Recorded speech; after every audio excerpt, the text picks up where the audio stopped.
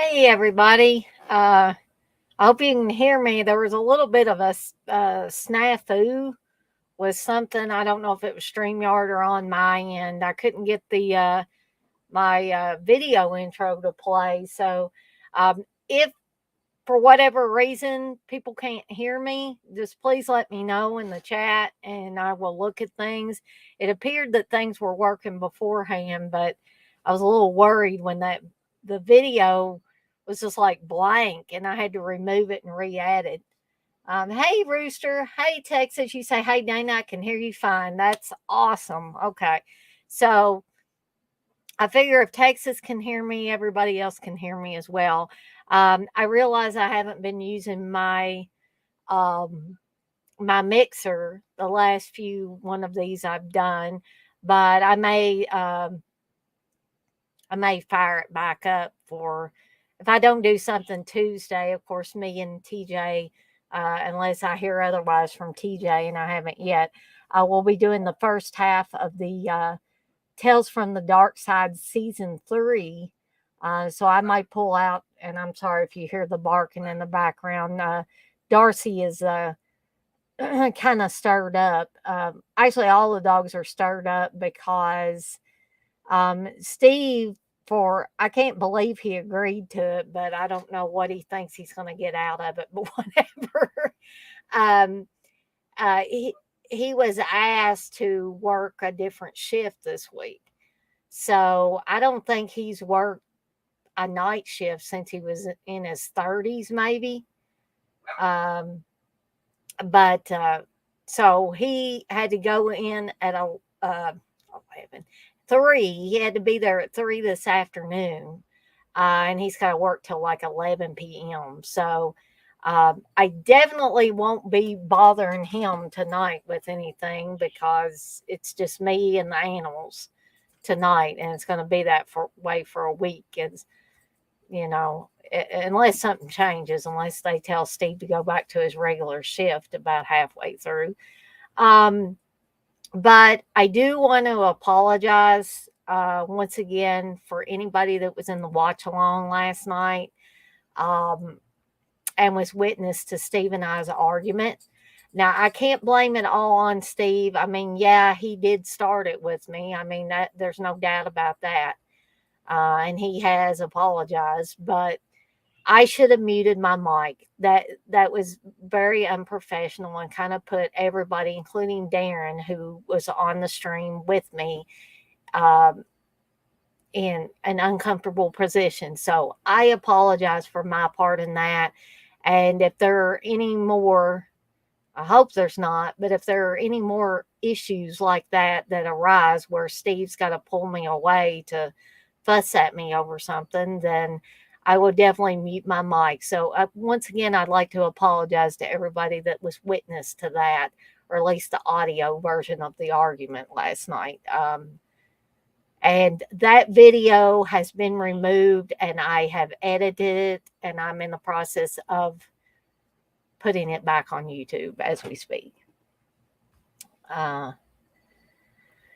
So X-ray, you say Dana made sure Grandpa Benningfield took his nap pills before this one. Well, no, actually, as I said, Steve is working the night shift this week, so I'm not even going to be bothering him at all. So I can talk as loud as I want. The dogs can bark as much as they want. Um, I'm not planning on it, but I could even order food if I wanted because you know, he would only know about it if he watched one of these videos later. And he hardly ever watches my videos or just watches a few minutes. Well, I appreciate that, Texas. You say you don't have to apologize for anything. Thanks, Evan. Yeah, they do, but I could have still yet been more professional and muted my mic. And then nobody would have been put in that uncomfortable position last night. And I was hoping Darren would come in here so I could apologize to him in person, so to speak, too, because it put him in an uncomfortable position, too, I'm sure. Um, I just want to remind everybody that I'm not sure about tomorrow night if I'll be doing anything, but you know me, last minute Dana, sometimes I come up with something just off the cuff and wanna do it.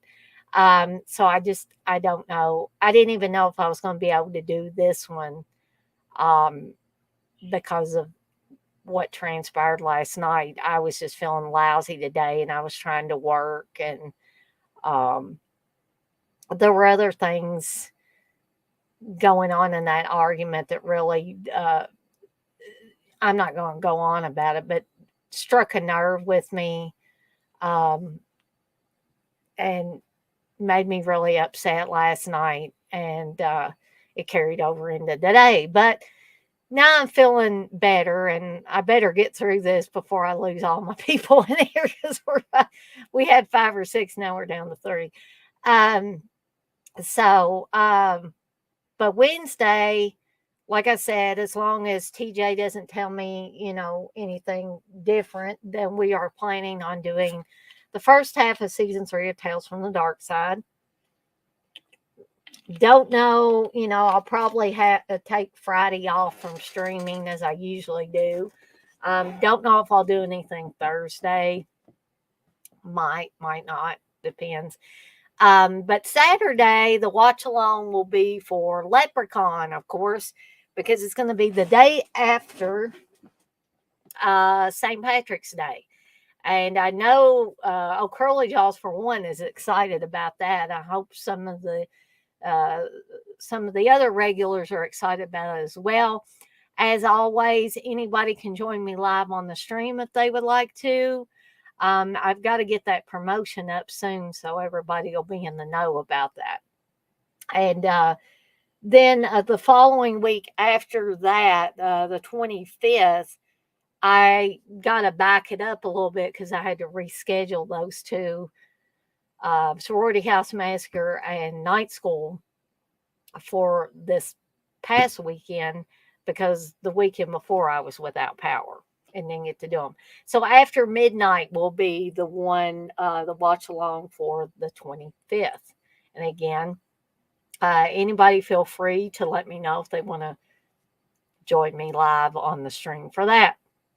And anybody can join me live on the stream for this one. I didn't put the link up because I wasn't sure if anybody would or not.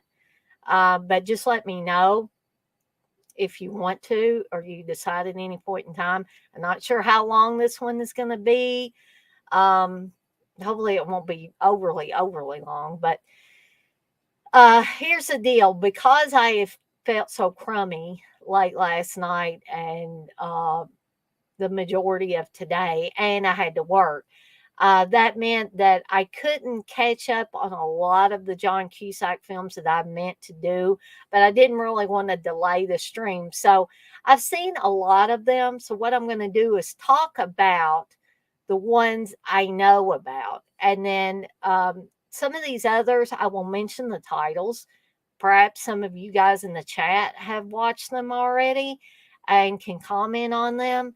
If you haven't seen them, maybe if I give a little bit of a plot synopsis from IMDb on them, maybe that will get you intrigued about them and make you want to give them a try. And it may even make me want to watch them too at some point. So we're going to get started with the For Love of John Cusack stream tonight. And the first movie, I did get to rewatch it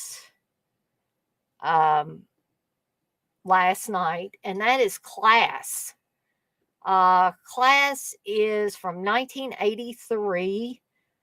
And John Cusack plays a character named Roscoe. And he's not one of the primary players in this. That has to go to Rob Lowe and Andrew McCarthy because they're the main focal point characters of this movie. But John Cusack is seen quite a bit in the film as one of the friends, one of the buddies in a private school. So for those of you that don't know about what Class is about, basic story: a young man in a private school, played by Andrew McCarthy, spends one crazy night out, but soon realizes the woman he hooked up with is not who he expected. And so, from the moment that Andrew McCarthy's character of Jonathan ends up at the private school, he's kind of, I wouldn't really call him an outcast, but because he's new at the private schools, so, and he just doesn't know the ins and outs of the school, and thinks he has to wear his suit and tie, his school jacket and all that stuff. And they basically tell him, you don't have to do that except on certain days. And um so he gets to the room that he shares with Rob Lowe's character, and Rob Lowe just looks like he's taking a shower or something. But then all of a sudden he takes the robe off, and he's got a bra and panties, women's bra and panties on. And Jonathan's kind of taken aback, and he's like, whoa, whoa, he's not sure what this guy's up to. And so Rob Lowe's character is like, oh, this. He said, oh, well, every year the seniors have to dress like this and parade around in front of everybody, as, a way to take them down a few notches, so to speak. So he gives Jonathan some bra and panties to put on, and then kind of pushes him outside, and everybody sees him like this. And he is just absolutely mortified. And I was never really sure if the character of Jonathan was really that severely upset, or he was just making himself cry in order to pull this prank.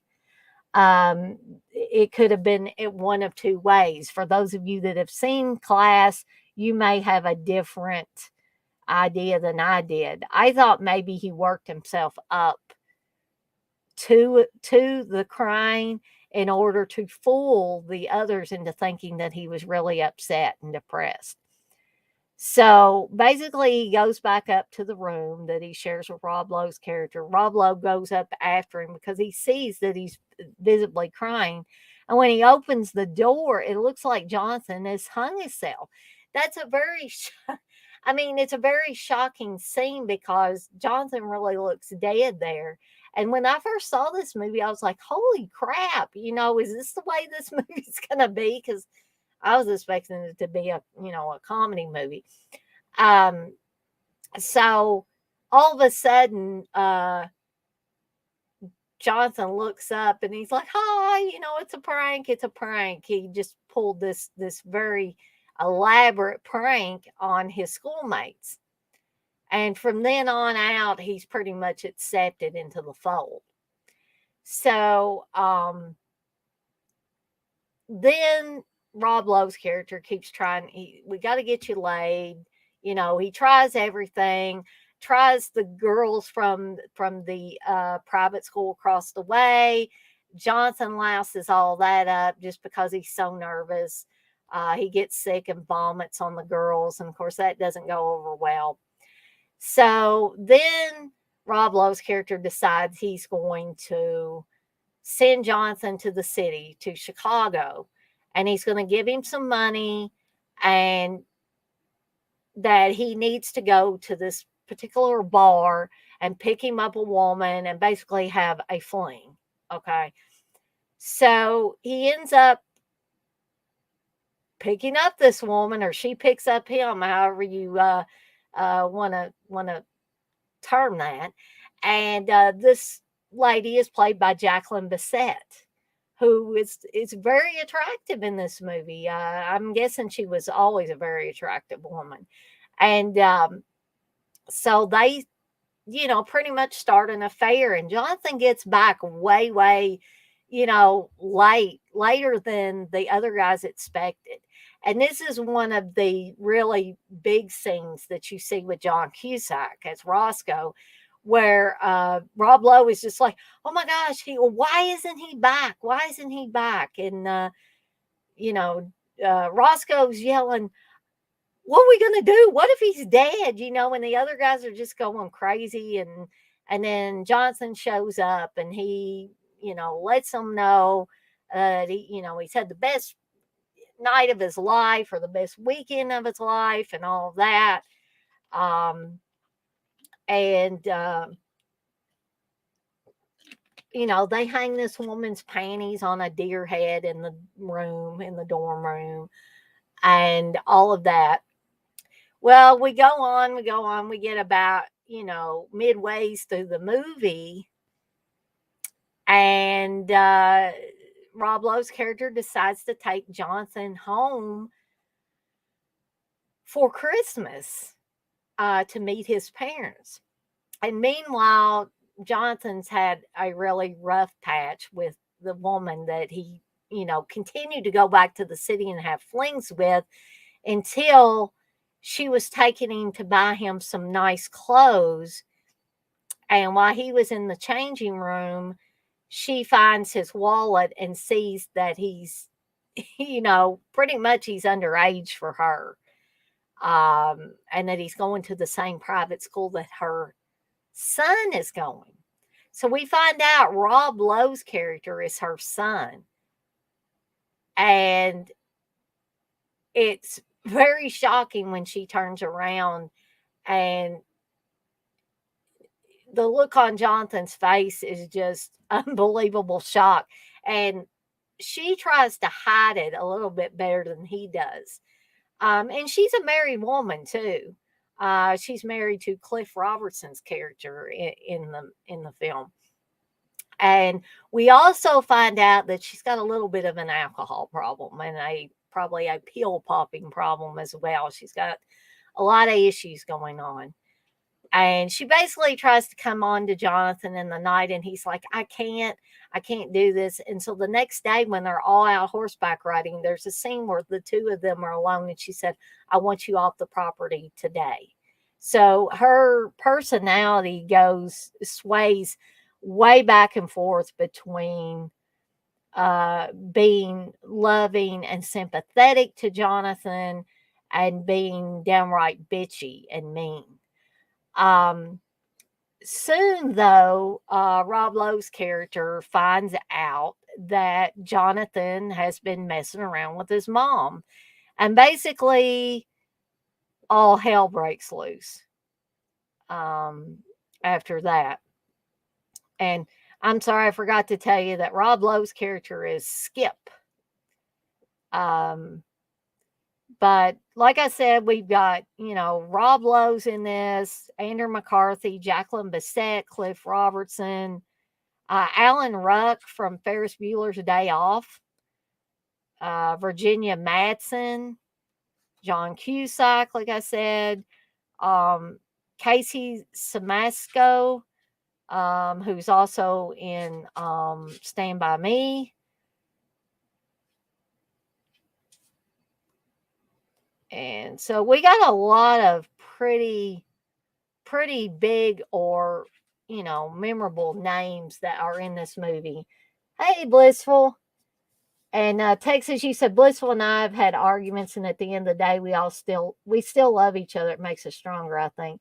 And yeah, I do agree with that. That arguments can make you stronger and make you more empathetic towards one another. But I just think it's so stupid, the arguments that Steve and I have, mostly about money. Let me tell you guys, you don't want to fight about money. I don't want to fight about anything, but fighting about money, I just think is ridiculous. Um,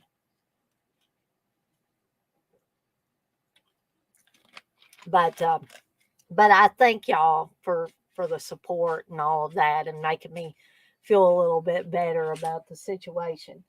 So now that I've talked about Class and John Cusack's character in it, who, again, that was not a very big character in the film, but his character of Roscoe, I think, added to the movie. It definitely didn't take away from it. But I know, Texas, you like John Cusack movies. So, have any of you guys in here? We've got 9 people in here now watching.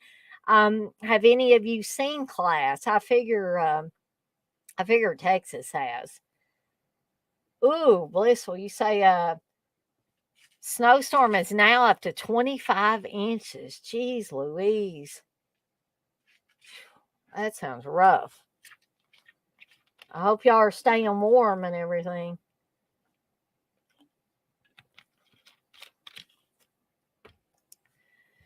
But I'm going to go ahead and move to the next movie, but you guys can feel free to talk about any and all movies that I'm talking about tonight.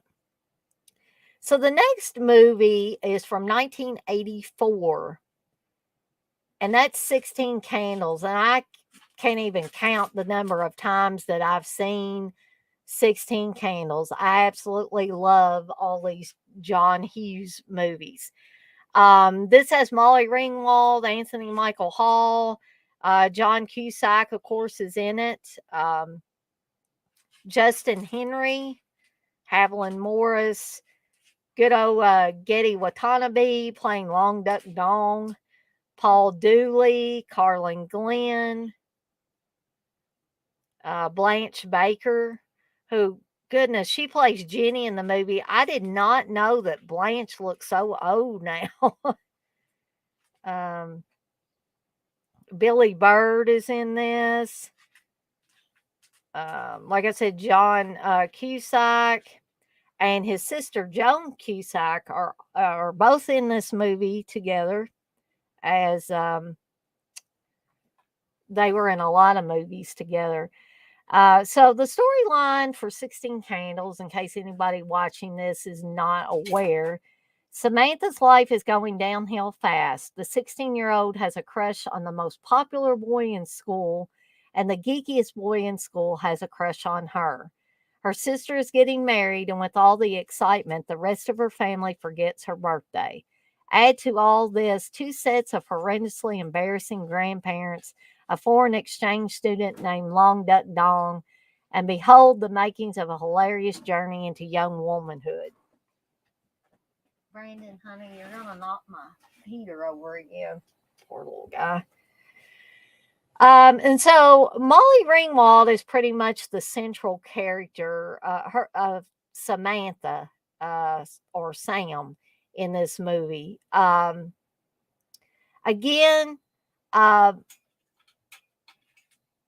John Cusack is pretty much a supporting character. He plays Bryce in the movie. He is actually one of Anthony Michael Hall's geeky friends in this movie. And I was rewatching it last night, and I had never ever lost my love for this movie. This movie and The Breakfast Club, which John Cusack's not in, but still another great movie.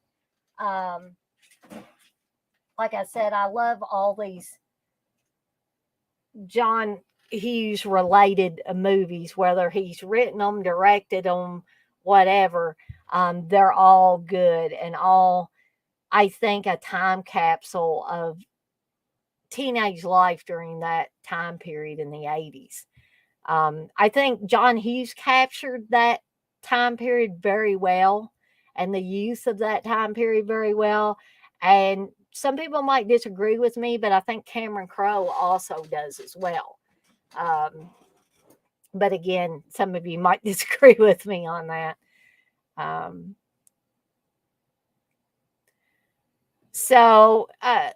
Like I said, the main storyline of this is Sam or Samantha, played by Molly Ringwald. Guys, I may have to pick Brandon up, and I thought I was going to have fewer interruptions tonight, but he gets going and then he can't walk good. So I'm going to try to direct him towards the other room. Brandon, honey, gotta go over here. Come on.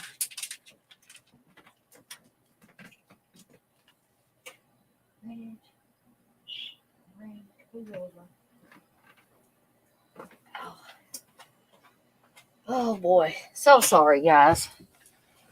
I thought with Steve at work, I might have a few less distractions, but evidently not. Um, so, anyways, back to the movie. Samantha is really upset because everybody's just embroiled in her older sister Jenny's upcoming birthday that they totally forget about her 16th birthday.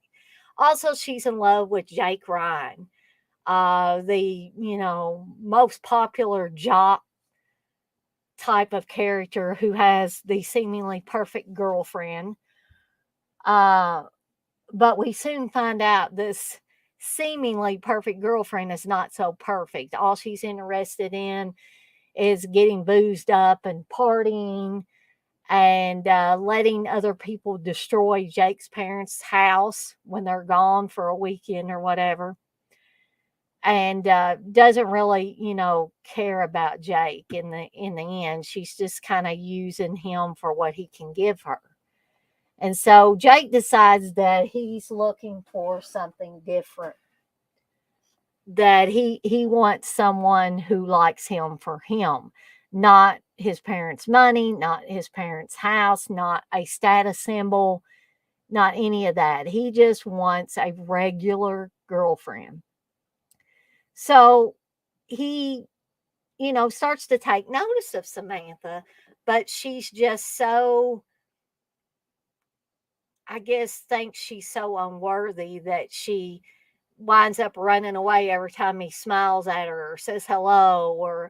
And I think a lot of us have felt that, unless you were just in that super popular crowd.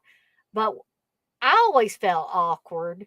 There were guys that I had crushes on in school, and I was terrified of, going up and talking to them, or, heaven forbid, talk about having a date. It's a thousand wonders that I was even able to date Steve, considering how shy I used to be. I'm not nearly like that now. I mean, I talk all the time. I get on these live streams and blab for hours at a time. Um, but I understand that almost paralyzing shyness um, all too well. And so I can really relate to this. Of course, all us girls know that the fairy tale usually doesn't. I mean, we eventually get our fairy tale. We eventually meet our soulmate. I mean, all hope is not lost, but it generally does not happen like the movies show it. uh, but it's fun to live in that fantasy world for a little bit, for 90 minutes or whatever. And I still like to go back to that. The fantasy world of the girl gets the guy she's always wanted, and he loves her and she loves him. And in this case, Samantha gets a birthday cake from the guy that she's been in love with for a long time. And what happens to the geek, played by Anthony Michael Hall? He gets Jake's ex girlfriend. And we also have some funny scenes where, for whatever reason, Samantha gives Anthony Michael Hall her underwear, and he charges boys a buck to see it. And I guess it's just one of those, you didn't think about the consequences of this moment. I would never give anybody my underwear under any circumstances, but it's a movie and it's for comedic effect. And so this movie has always been endearing to me. And I do, believe it or not, I clearly remember John Cusack's character, even if it's been a while since I watched 16 Candles last. I still remember his character of Bryce. Um, that's one thing that John Cusack refuses to do. Even if he's kind of a supporting character, he still refuses to be in the background and be unforgettable. And so there were several key scenes in this, where they go to the party at Jake's house, and they end up on the wrong side of these big burly, I guess, seniors in high school. And their interaction with Anthony Michael Hall is hilarious too, because he says at one point, he says, it might be kind of lame or whatever, but he says, I'm king of the dipshits. That's what he tells Samantha. Uh, One of the few scenes where they have a nice little conversation. And then you have the added comedic effects from John Cusack's sister. I love Joan Cusack as well. I think she complements. I mean, she doesn't necessarily have to be in every movie that John is in for it to be good. But the ones that she has been in with him, and there's been several, um, they are always just so that it makes them so much better, because you can tell, there's no doubt that they're brother and sister. And I think that brother and sister element comes into play even in these movies, even if they're not playing a brother and sister, which I think they do play a brother and sister in Say Anything, which I'm gonna get to soon. But like I said, eh, John Cusack refuses to just be a wallflower. If he's a supporting character, that's groovy with him, but he's a standout supporting character. You don't forget John Cusack. You can't forget John Cusack, um, because for one thing, the man is so adorable. Even when he's, you know, a lot younger, he was just. And now when he's older, you still see that adorable look to him. And I hope none of you guys in here are getting sick me talking about how cute John Cusack is. But if you have not seen 16 Candles, I urge you to watch it. It's a classic. Um, it's the way I wish teen comedies could be now, but I don't think they ever will be again, because the generational landscape, it's changed too much, and kids just aren't like that anymore. They might have been that way, they were that way when a lot of us were growing up, but not anymore. I think not all kids, there's still some sweet kids, but I just think overall the baseline is too abrasive. I don't think many of the kids of the young generation now and the young generation of a few years ago um have much empathy for each other. Um and it's sad, but it's hard for me to watch a lot of teen movies now. Um because it's not even, there were movies that were had a teen element in them that were rated R, Fast Times at Ridgemont High and stuff like that, that had sex and nudity and stuff in them, and, bad language. But they still were not as abrasive, nowhere near as abrasive as stuff is now, where they're saying fuck every 5 seconds. And I'm not trying to be a prude about this stuff. I'm just saying it just makes me sad. Um, that the landscape, that teenage or young generation has changed so much.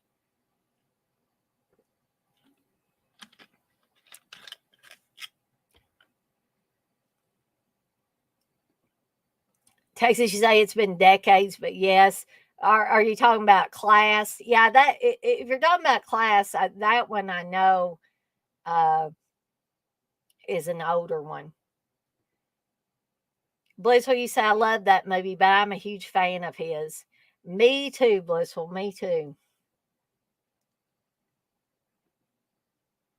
Texas, you say that's definitely crazy. Uh, you say I bought an Arrow Blu-ray of 16 Candles. I've got gosh, I only still have the DVD of 16 Candles. I need to upgrade seriously because I could have sworn that I had a Blu-ray of it, but I believe I have the Criterion release of Breakfast Club. But I need to get an upgrade of 16 Candles. I definitely need to do that. Liz, what you say? I think 16 Candles has been my most watched movie. It's definitely at the top, if you're talking about teen comedy movies, especially teen movies from the 80s. Yeah, exactly. The trunk scene. Yeah, that's another one where a scene where John Cusack really shines. Just the look on their both him and the other guy's face when the trunk is open. Leslie, you said, Dana, you need to talk about how cute he is. It's unavoidable. It is with John Cusack, in my opinion. Leslie, you say, I'm definitely not a prude. Kids are awful lately. So it's not just me, I guess.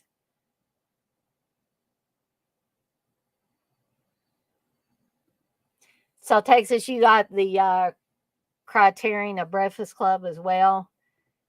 And Blissful, you say, I bought mine from Walmart. Oh, nothing wrong with that. Yeah, Ted, she's the prom queen.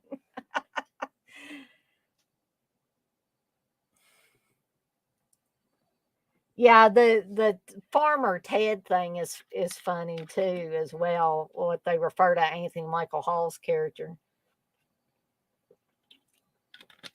Okay, so again, you guys continue to talk about any and all of these movies. We're gonna move on to a one that I have not seen yet, but I really, really want to. I don't know how this one escaped my radar. This one was also from 1984, Grandview, USA, and John Cusack plays a character called Johnny Main. C. Thomas Howell, Patrick Swayze, Jamie Lee Curtis are all in this movie, in addition to John Cusack. How this escaped me, I have no idea. So,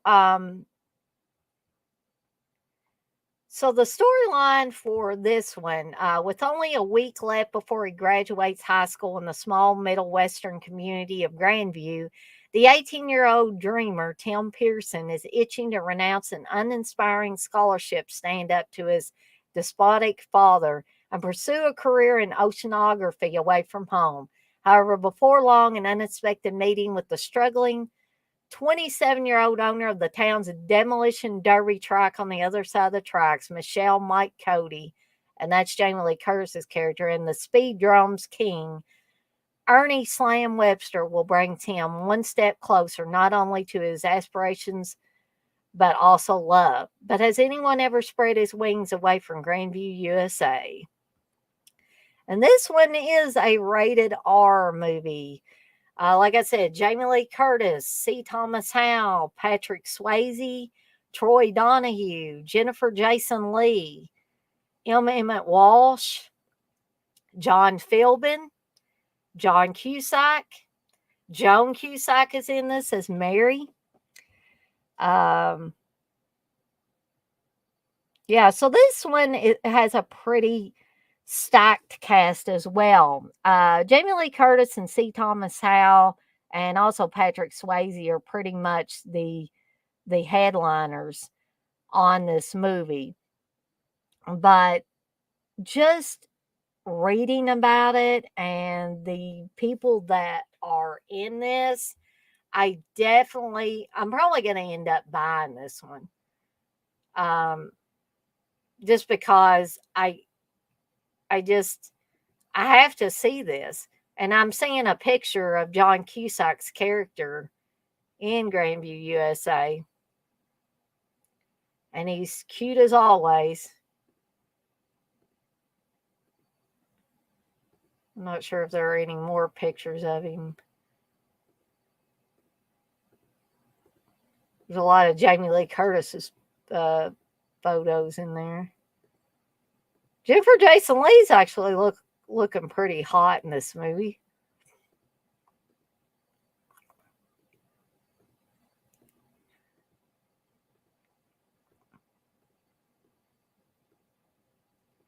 That might be just the one picture of John Cusack.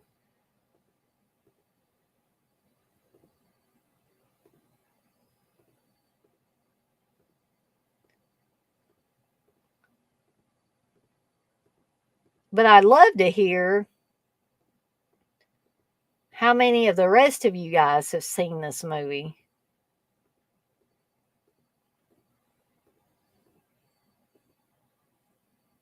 And can comment on it.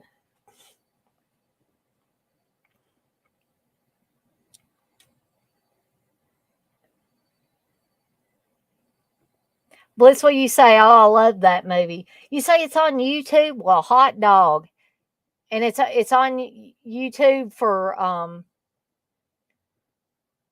free, Blissful. It's not one of those that you have to buy or rent, because sometimes I'll see them on YouTube and then it'll tell you need to buy or rent them.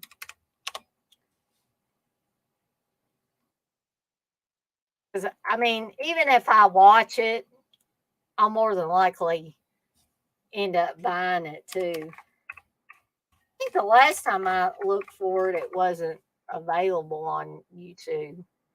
Maybe somebody. Hot dog. Yeah, there it is. Well, you know what Dana's going to be watching soon? We'll be watching Grandview USA. Hot dog. Thank you, Blissful. I appreciate that. Texas, you say I know the name, but I don't think I've ever seen that. So there you go. Another one. You're one up on me. Yeah, Blissful's one up on both of us. Blissful, you said, Texas, I have a confession. When I was a teenager, I was going to marry C. Thomas Howell. Oh, Texas wanted to marry Diane Lane. Diane Lane's always been a very pretty lady. Rooster, we're talking about Grandview USA right now. I'm sorry your internet went down.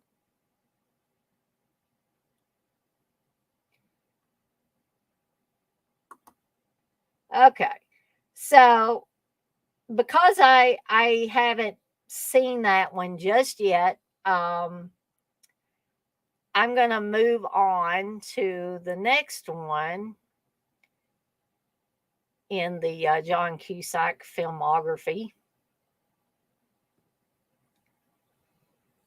Maybe. Okay. Which is one that I have seen many, many times from 1985, The Sure Thing, in which John Cusack plays Walter Gibson. Now, this is one of my absolute favorites, guys. This and Say Anything are probably two of my absolute all-time favorite John Cusack movies. And believe it or not, I hadn't seen The Sure Thing. Like, I didn't see The Sure Thing when it first came out or anything like that, or even a few years after it came out. I think the first time that I saw it was I bought a double feature of When Harry Met Sally, and it had The Sure Thing on there. And who could resist a movie that starts out with Infatuation by Rod Stewart? Okay, yeah, you know you are in for one cool ass movie when you get that. And not only is John Cusack in this movie, but Daphne Zuniga, who I just think Daphne Zuniga is so beautiful. And she's not like one of these glamorous, artsy looking beautiful. She's girl next door beautiful, but she just like the clothes they have her in on this movie and everything. The cute little plaid skirts and tops and all that. Just absolutely stunning, I think. But let's talk a little bit about the plot synopsis for The Sure Thing. So, can't even talk. College freshman Walter Gibson decides to go cross country to visit his friend in California during winter break. Awaiting there is a bikini clad babe whom his friend assures him is a sure thing. And guys, y'all know what a sure thing is, right? Meanwhile, Allison, a cute but somewhat retentive girl at Gibbs College, has also decided to head out to California to see her boyfriend during break. Gib and Allison are thrust together on a road trip from hell, and somewhere along the way, they find each other's company to be tolerable. Now, what will become of Gibbs' sure thing? And something that I find interesting, this is in the trivia for the movie. Actress Daphne Zuniga once said, "It's hard to admit, but I really was a lot like this character." Um, which I think is sweet because I would like to think of these people as sweet, kind of innocent, nice, characters that I could imagine myself being friends with.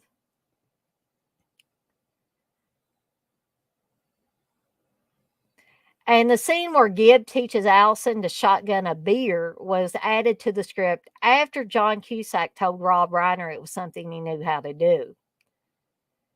And John Cusack was only 17 when they filmed this. And that meant he was a minor during the production. He had to seek legal emancipation from his parents in order to shoot on location.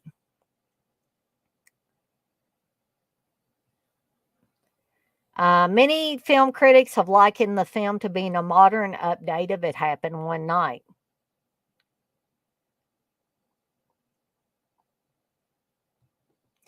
So, yeah, a little trivia for you there.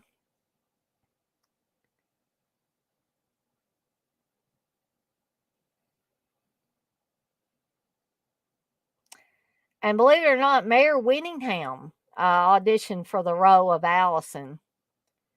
But I think, I like Mayor Winningham, but I think Daphne Zuniga was a better choice. This was the movie debut of Nicolette Sheridan, who was the sure thing in this movie. This film was directed by Rob Reiner and executive produced by Henry Winkler.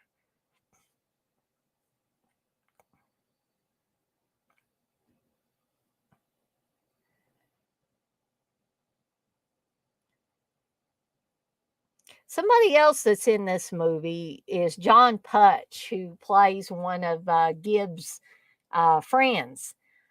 John Putch was in a movie that, he was in a bunch of stuff, but he was in a movie that Steve has told me more than once that he never wants to watch again, called Angel Dusted, which was a drug scare film that NBC had on many, many moons ago.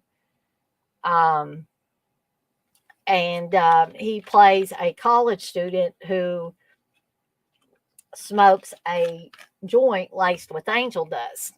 And, for years and years and years, I thought, based on the first time I watched it, I thought he did not know that it had angel dust on it. But when I watched it again many years later, he wants the joint with the angel dust, but it doesn't go well for his character.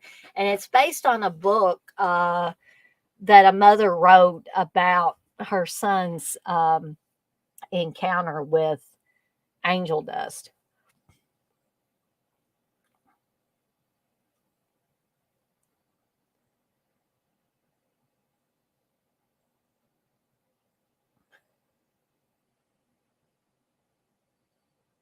Ooh, Rooster, you had a hailstorm. Ooh, don't envy you there.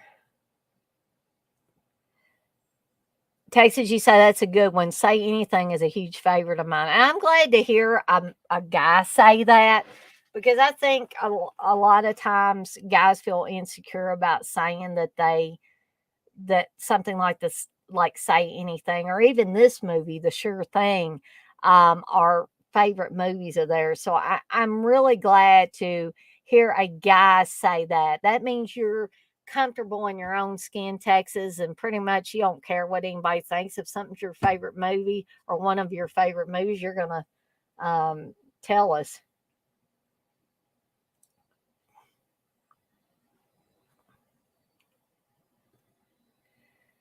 That's what you said. That movie really had such an impact on everyone.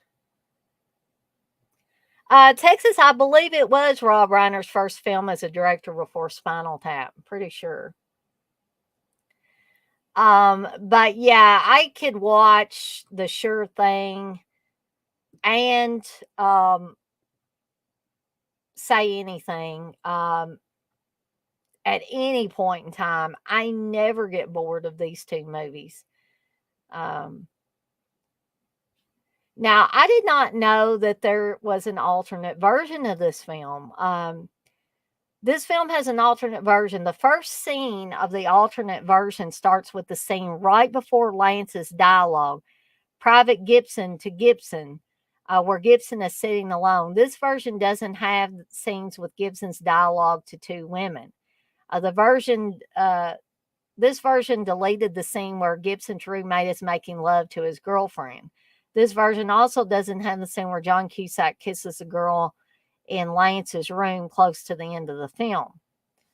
So I don't know. I don't think I'd want to see the alternate version because it doesn't sound like a full and complete version. It sounds pretty much like a cut version. So John Cusack, Daphne Zuniga, Anthony Edwards plays Lance, Gibbs' best friend. Boyd Gaines, Tim Robbins, Lisa Jane Persky, Vivica Lindfors, Nicolette Sheridan, um, Sarah Buxton, John Putch, as I said, Tracy Reiner. So, yeah, this one again, I think is pretty stacked as far as the different actors and actresses that are in this movie. Um, I was looking at a man, Daphne Zuniga still looks good. I don't know when that picture was taken. I mean, she's obviously older, but it's on IMDb if anybody cares to look at it. But I think she still looks attractive.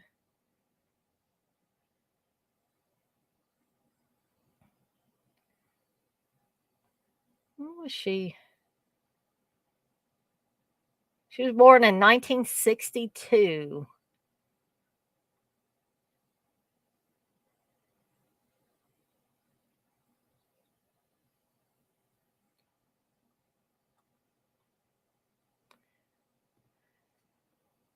So, again, I'm not planning on, going on and on about these films. I want to give you like a basic plot storyline, talk a little bit about John Cusack's character. This is a very, I will say again, this is a very endearing John Cusack character. Um, you can tell that this character of Gibb has a lot of heart to it, even though he makes a couple of missteps along the way. In the end, he gets the girl that he was meant to be with. And no, it wasn't Nicolette Sheridan. Oh, sorry if I ruined it for anybody. um, but this is another movie where I just look at John Cusack and I was like, he's just the cutest thing. I mean, I just want to, take him home like a little puppy dog when I see him in these movies. And yeah, people are probably saying, oh, God, stop going on about John Cusack. But anyway, that is The sure thing.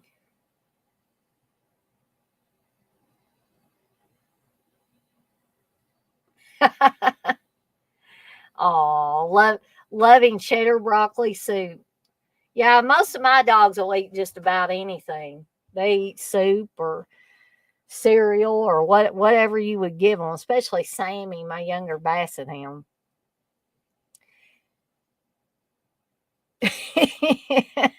Let's completely agree. Let's see. Okay, so moving on to the next movie, um, which is, hold on just one second here, guys. Um,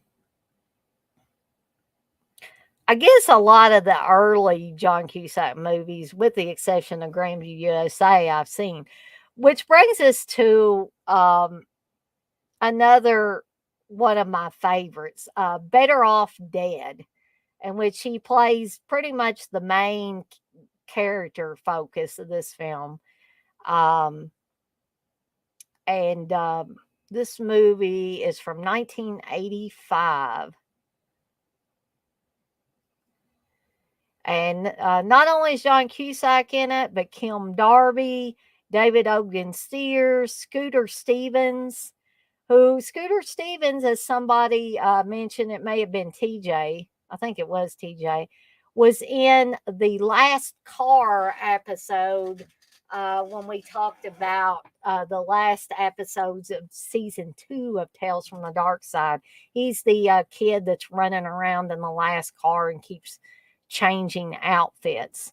The lovely Diane Franklin, who plays Monique, I guess she's like a French exchange student or something like that. Amanda Weiss or Wiss, however you pronounce it. And oh, I had forgotten about this. Chuck Mitchell is also in this, and most of you will remember Chuck Mitchell as playing Porky, the proprietor of Porky's bar. Curtis Armstrong, Booger from the Revenge of the Nerds movies, um, and also Vincent Scavelli is also in this. This was directed by Savage Steve Holland. Yes, yes. So, this movie, plot synopsis for this movie. The teenager Lane Meyer has a crush on his girlfriend, Beth Truss. When Beth dumps him to stay with the successful skier, Roy Stalin, Lane is depressed and decides to commit suicide. However, he gives up and tries to improve his skill of a skier to ski the dangerous K-12 slope to impress Beth. Meanwhile, his neighbor, Mrs. Smith, receives the French exchange student Monique Junot, and her somebody's not very PC when they wrote this, and her fat son Ricky Smith considers Monique his girlfriend. However, Monique has an unrequited crush on Lane that he does not notice, pretty much.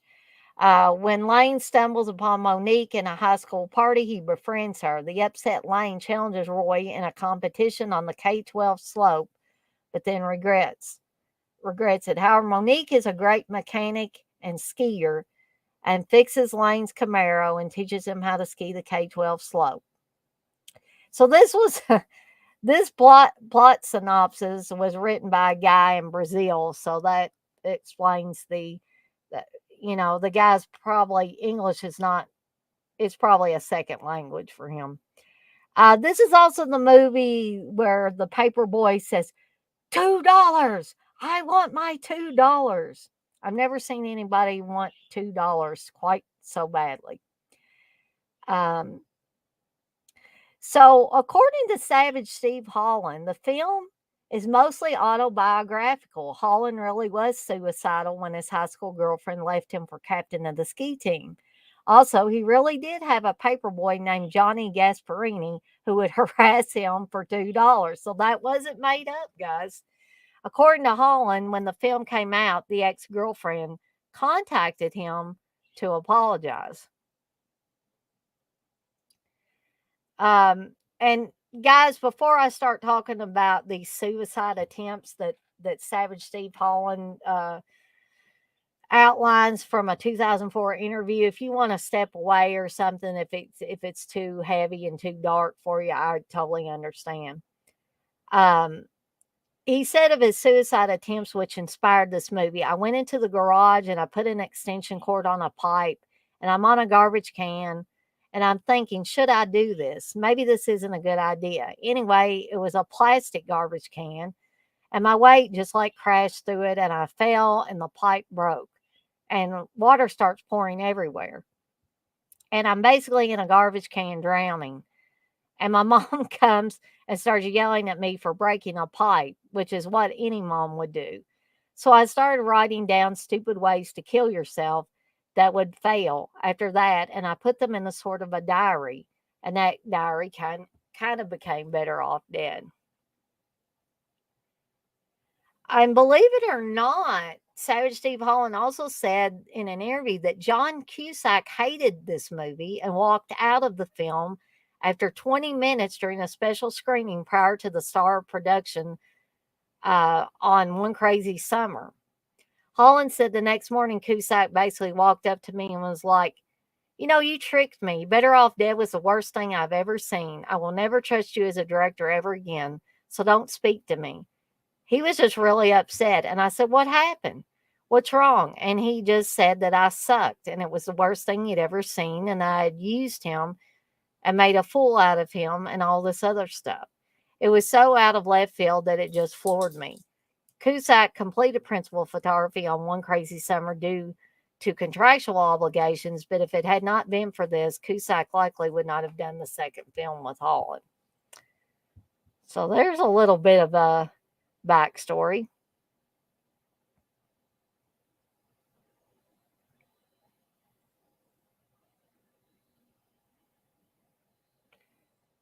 But despite his initial hatred of the film, as well as director Savage Steve Holland, John Cusack admitted in 2013 interview he does not hate the film or making it.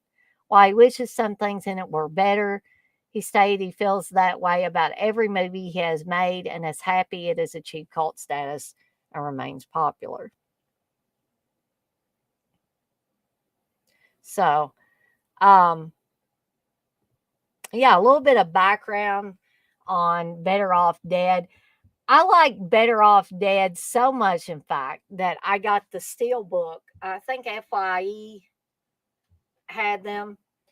And so I was like, oh, yeah, Steve, you've got to take me to FYE at the mall.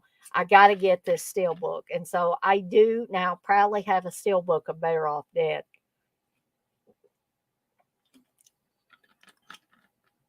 Yes, Texas soup is good food. I wish somebody would tell Steve that because he has not figured that out yet in many, many years. You say this is one of your all-time favorites? Yeah, $2. Blissful, you say, in 85, I only wore pink clothes. Well, it was the time, it was the season for pink clothes. Rooster, you say, one of my bulldogs eats bananas. Yeah, several of my dogs love bananas too. Yeah, I think most dogs just generally like bananas, Texas. You had one that ate them too. Yeah, $2 back then equaled $10 now. Um, so moving right along to the next one,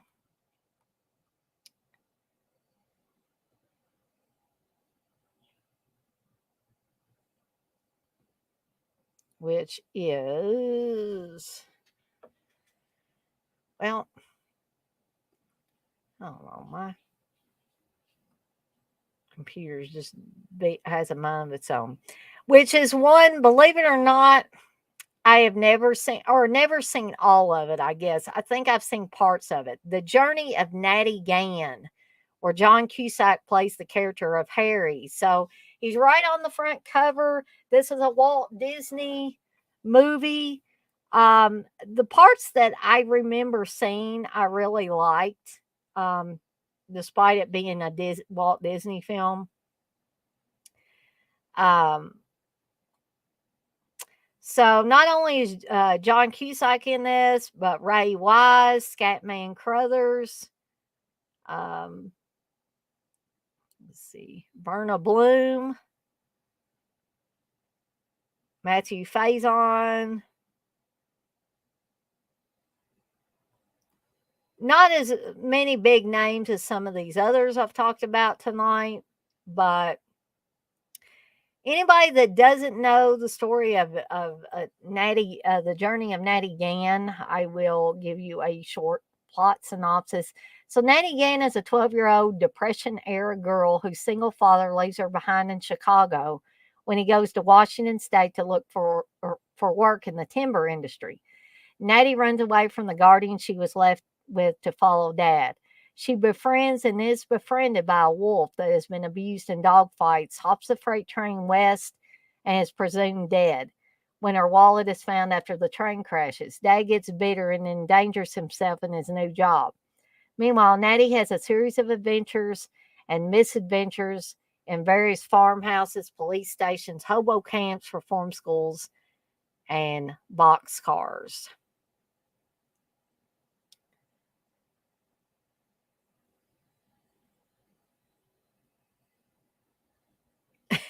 So I like this quote. It's not one I remember, but Natty says, "I'm cold." Harry, John Cusack's character, says, "Buck up, kid, will you?" She says, "I'm bucking." And she turns to Wolf, "I'm bucking, right?" And believe it or not, Natty Gann's wolf dog Jed also appeared in The Thing from 1982 and White Fang in 1991. He would appear in cinematic productions filmed in Alaska or Western Canada, especially British Columbia.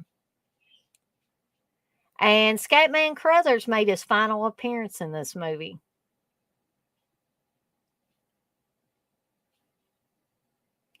The film's original theatrical trailer appeared on almost every Disney home video released in late 1985 and early 1986 to promote the film's theatrical and video releases.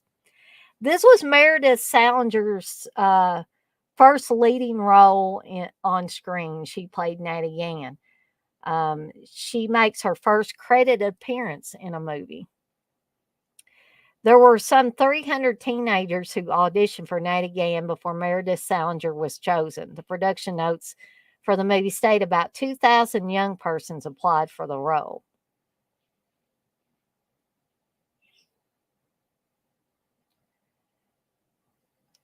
This film and Grandview USA were the first non-comic roles in non-comedy movies of actor John Cusack.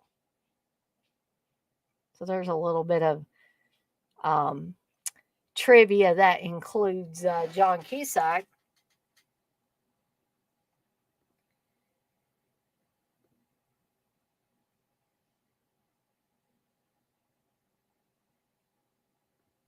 Blissful, you said that was a really good movie. Yeah, I've heard, some kind of grumblings, Rooster, that some things that John Cusack has said over the years seem to come out of left field. Um, but I don't think really, feel free to correct me if I'm wrong, but I don't think anything really malicious that he said. Um, Tasty, you say I never saw that, probably because I was kind of out of Disney stuff for a while. Blitz, what you say? I remember my grandparents came to our house to watch this movie. We had popcorn and apple cider. See, I love that. I love hearing people their them reminiscing about certain movies or certain television shows they watch. I talked about that too a little bit with Tales from the Dark Side. Certain episodes, I remembered who was watching it with me, who was visiting me the week that that episode came on. For instance, the Case of the Stubborns. And again, I remember we had popcorn and lemonade whenever we were watching that. Bliss, what you say? John is a Hunter S. Thompson fan, so he's good in my book. There you go. Ooh, your grandpa made the cider. So, moving right along to the next one, which, albeit he had a small part in this one, but it was a memorable part, in my opinion. And this was Stand By Me, which I rewatched again recently. He plays Denny LaChance in some flashback scenes, but there's no doubt about it. It's John Cusack. This movie is an incredible movie. Rob Reiner, once again, directed this one, did a fantastic job. Um, Whoever made the most of the decisions about the casting, kudos to you, because not only, and to top it all off, this is based on an incredible Stephen King story. Not really one of his horror stories, but I never said that Stephen King had to write horror stories to be an incredible writer. So, not only do you have the fantastic John Cusack, but you have Will Wheaton playing Gordy LaChance. So, he and John Cusack's character of Denny are brothers in this movie. River Phoenix, Corey Feldman, no matter what you might think about Corey Feldman at this stage in his life, he was fantastic in this movie. Jerry O'Connell, Kiefer Sutherland, again, Casey Siemaszko, Bradley Gregg, Gary Riley, um, Marshall Bell, Francis Lee McCain, Bruce Kirby, John Cusack, as I said, the incredible Richard Dreyfuss. Um, yeah, you absolutely cannot go wrong with Stand By Me. Nobody can change my mind on that movie. No way, no how. So again, a little bit of a plot synopsis for this. It's the summer of 1959 in Castle Rock, Oregon, and four 12-year-old boys, Gordy, Chris, Teddy, and Vern, are fast friends. After learning of the general location of the body of a local boy who has been missing for several days, they set off in the woods to see it. Along the way, they learn about themselves, the meaning of friendship, and the need to stand up for what is right. And I think that is almost perfect description of this movie. I also like this quote from the movie poster. If I could only have one food to eat for the rest of my life, that's easy. Pez, cherry flavored Pez, no question about it. This is a movie that shows kids, young kids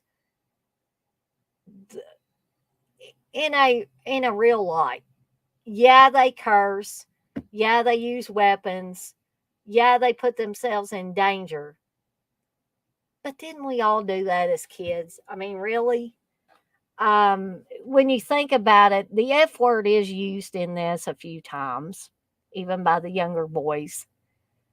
Um, but it just seems so innocent compared to the way kids are portrayed in movies now, or the way kids are in real life. So in 1986,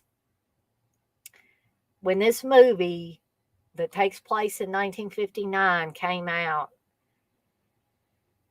I don't know. I don't think I watched it exactly when it came out, and I did not go to the movie theater, but when um Of course, my family got a VCR and we started having access to all the different types of movies that are available at the video stores. Stand By Me was one that came up on my radar. And I was so obsessed with this movie when I was younger that I would just watch it over and over and over again. And I remember clearly the day that River Phoenix died. I liked all the boys in the movie, but my mom came into my room and she said, Dana, I just heard that one of the boys that was on Stand By Me died. And I was like, oh my God, which one? Because I knew that Corey Feldman was in it. I knew Will Wheaton was on it. I knew River Phoenix was on it. And I had a huge crush for a long time, not on River Phoenix. Although River Phoenix was a nice looking young man, but on Will Wheaton. And I was like, oh, it wasn't Will Wheaton, was it, Mom? And she said, no. She said, River Phoenix. Of course, my mom didn't know all these young actors at the time. And I was still just, completely flabbergasted that somebody that young had passed away. And what's kind of eerie is River Phoenix's character of Chris Chambers within the story that Gordy tells when he's grown. You see Richard Dreyfuss, the grown Gordy, at the beginning of the film. And he has a newspaper beside him and he's kind of just looking off here and there. And you see the newspaper, it says Attorney Chris Chambers fatally stabbed. And they talk a little bit more about it towards the end of the movie, that, Chris was a peacemaker and he became an attorney and he tried to break up a fight between two men in a restaurant and got stabbed and in the throat. And as they said in the movie, he died almost instantly. Now, that is not how River Phoenix died. River Phoenix pretty much died of a drug overdose, unfortunately, which is very, very sad. I can only imagine what his career would have been had he lived. But a little bit, back it up a little bit and talk a little bit more about John Cusack, because that's what we're here tonight mainly to talk about. The character of Denny LaChance, John Cusack knocks it out of the ballpark once again, in my opinion, because even though he's shown only in a handful of scenes, and his character is supposed to have died in a Jeep accident in the Army, we see the relationship between Denny and Gordy through a series of flashbacks. And we also see that Gordy feels unloved by his father. And then after Denny dies, his parents basically ignore him. As if his mother paid a little more attention to him when Denny was alive than his father did. His father was constantly comparing him to Denny. Denny was a jock. He was a football star and all this stuff. And his father was always saying, why can't you have friends like Denny had? And he just doesn't think too much of Chris and Vern and Teddy. He thinks they're losers and thieves and layabouts, that they're not going to amount to anything. And there's even a nightmare that Gordy has at one point, where he has this nightmare that he's standing at the funeral for Denny and they're lowering the casket into the ground. And his father puts his hand on his shoulder and says, it should have been you, Gordon. And, that scene is eerie, but it also breaks your heart too. And when these kids cry in this movie, and they all end up crying at various points in the film, that is heartbreaking too. And I just wanted to bring up a little story that when they were interviewing like Jerry O'Connell and Rob Reiner and stuff about the filming of the movie, the scene where they're on the train track and the train's coming. There's basically nowhere for them to go.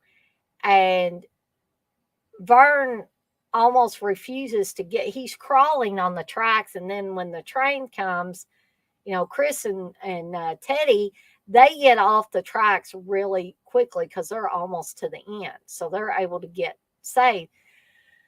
But Gordy is pulling on Vern and he says, damn it, get up. We're going to die. So you see tears streaming down Vern's face and he's running so fast and all that. During that scene, I think both Jerry O'Connell and Will Wheaton were unable to emote the way that Rob Reiner wanted them to do. And so Rob Reiner got angry at one point and basically took them aside and screamed at them and said, look, you're wasting everybody's time. We've got to get this right. They're staying out here and they're tired and they want to end their day and they're out here because of you.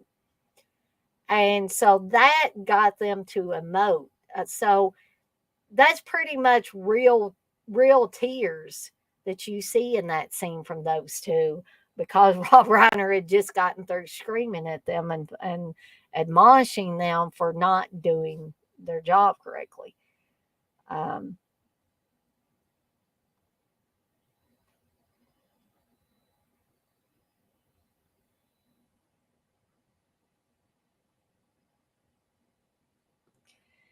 Texas, you say he was friends with Joe Strummer of The Clash, and that's definitely another reason why I became a fan of his. Cool.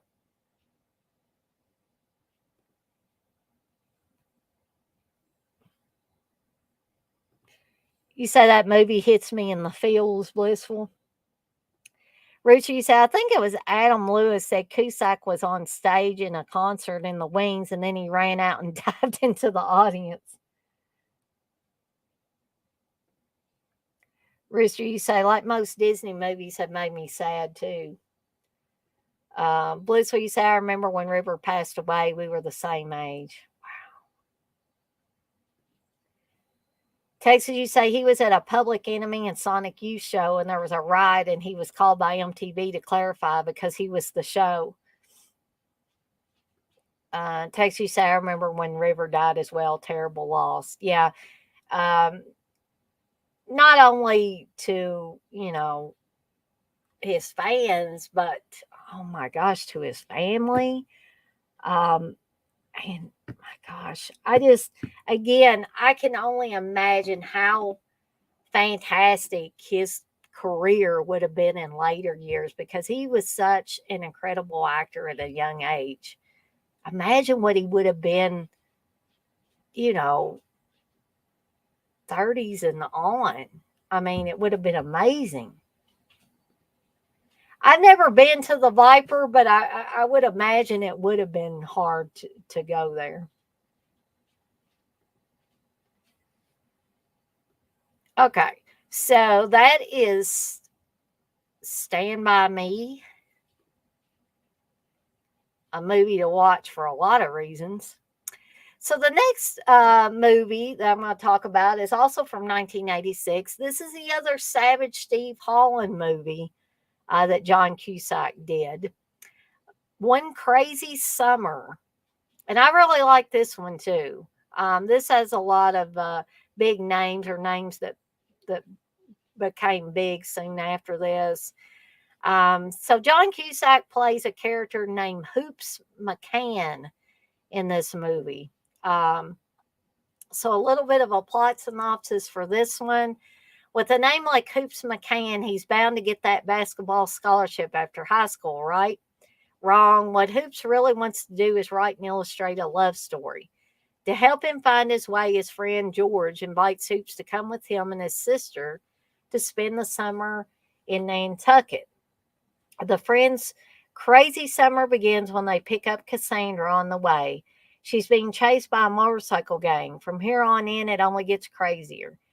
Once on the island, Hoops and George, along with George's island friends, the Stork twins, and Ike, son of a Marine, must help Cassandra save her grandfather's house from the greedy Beckerstead family. Along the way, Hoops must find a way to write his cartoon love story and maybe a real one of his own. So, you have you have some of the same people that were in Better Off Dead, as well as some new faces, and you have the return of John Cusack. But Demi Moore is in this. She plays Cassandra. Bobcat Goldthwait plays Egg Stork. Tom Villard, who he plays Clay Stork. He plays the other half of the Stork brothers.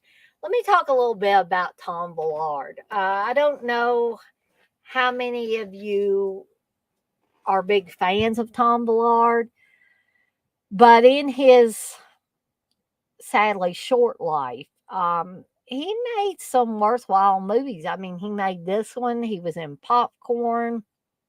He was in My Girl. And there's probably a ton of others that I'm just forgetting.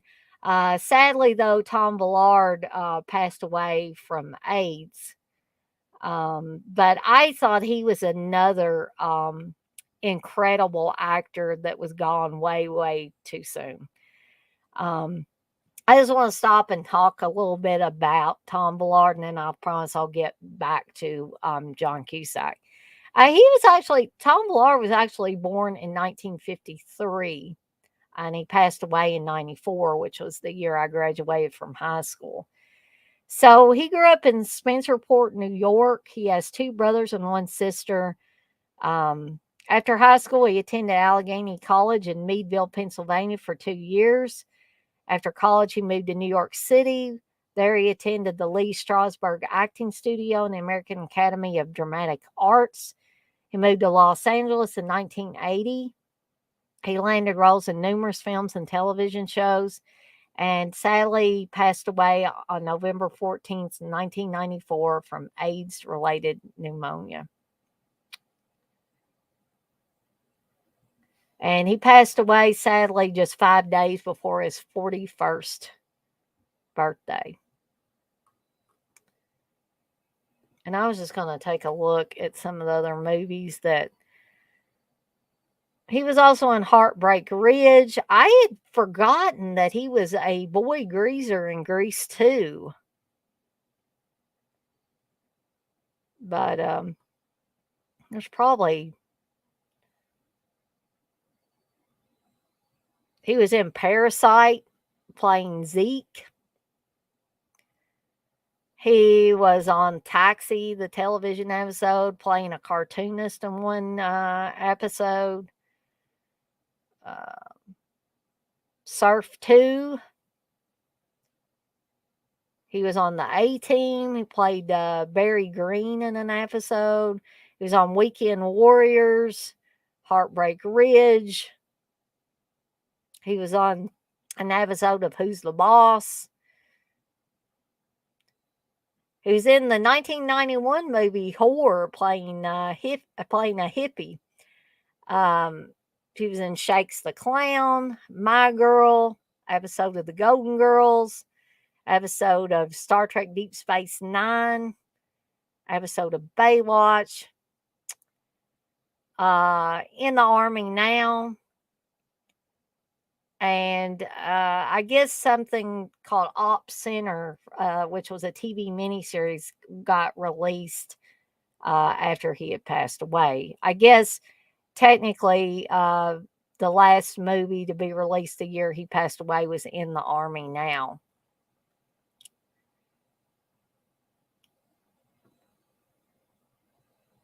But yeah, I can't believe that I didn't remember him from Grease 2. A lot of people don't much care for Grease 2, but I think it's it's a fun little sequel, and it's got Adrian Zmed in it. Okay, guys, there, I said it. So, Curtis Armstrong's also in this one as Ack.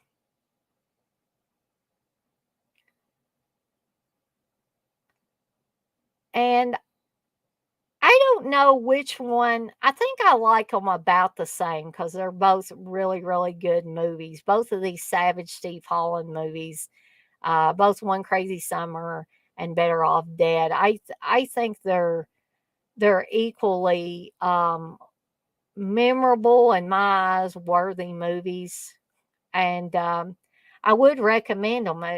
Both of them if you have not seen them or seen one and not the other.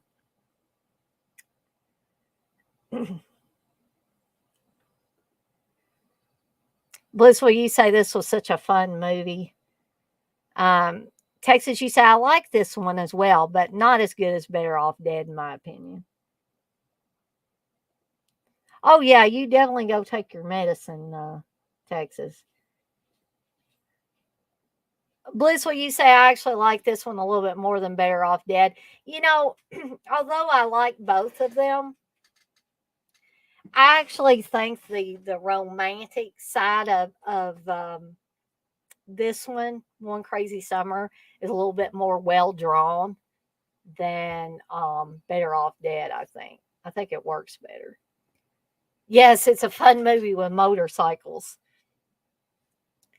So, moving right along to the next one.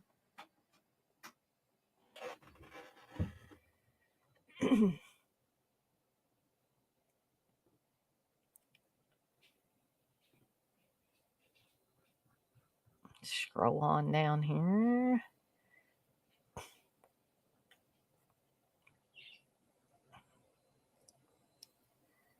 Is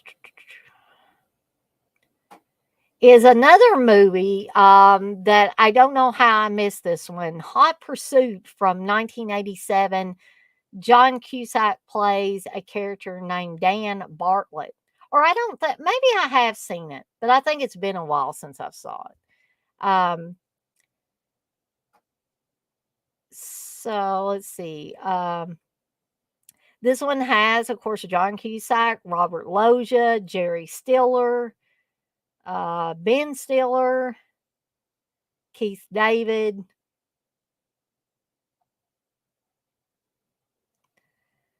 And a little bit of a plot synopsis for this one. Young Danny is following his rich girlfriend's family to the Caribbean. Yes, I have seen this, but like I said, it's been a while. I'd totally forgotten that I'd seen it.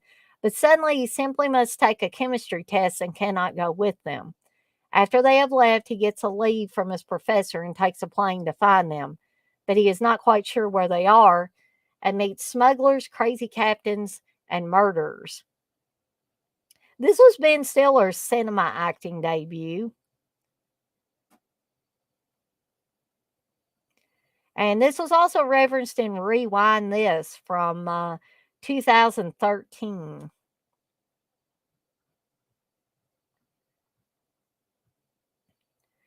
And again, John Cusack is just, in my opinion, as cute as can be.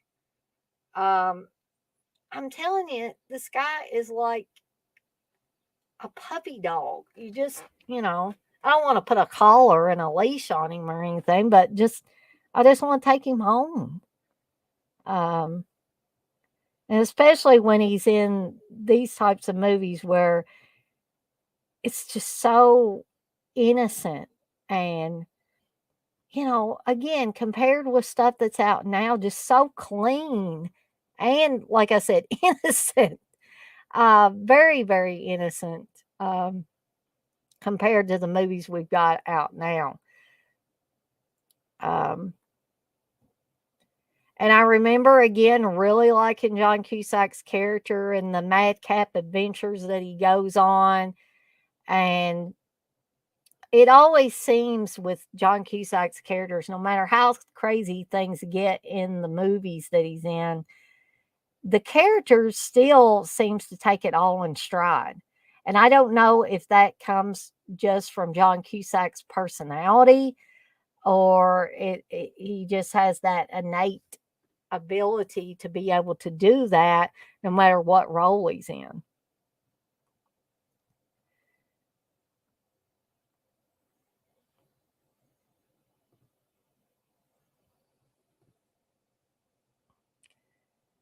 And this is also the first big screen appearance of real life father and son, Jerry Stiller and Ben Stiller.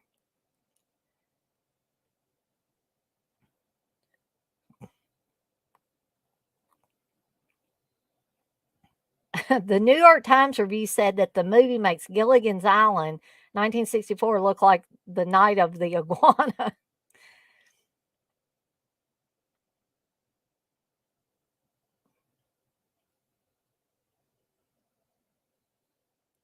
Now, believe it or not, Anthony Michael Hall was considered for the lead role of Dan Bartlett, which in the end was cast, of course, to John Cusack.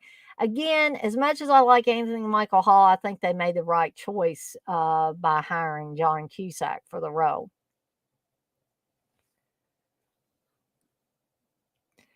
This was one of a number of 1980s teen pick comedies starring John Cusack, others being Class, 16 Candles, Tapeheads, which we're going to talk about here shortly, The Sure Thing, Say Anything, which we're also going to talk about shortly, Better Off Dead, Grandview USA, and One Crazy Summer. So, how many of you guys have seen Hot Pursuit?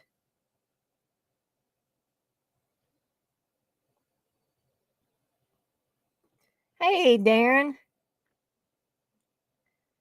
Bliss, will you say it's been such a long time since I've watched this movie, but it's good. Um, Darren, you said, Dana, I just saw the start of the stream. You don't have to apologize. Glad you're both okay now. Yeah, it's one of those things that, it came and went and blew over. But I did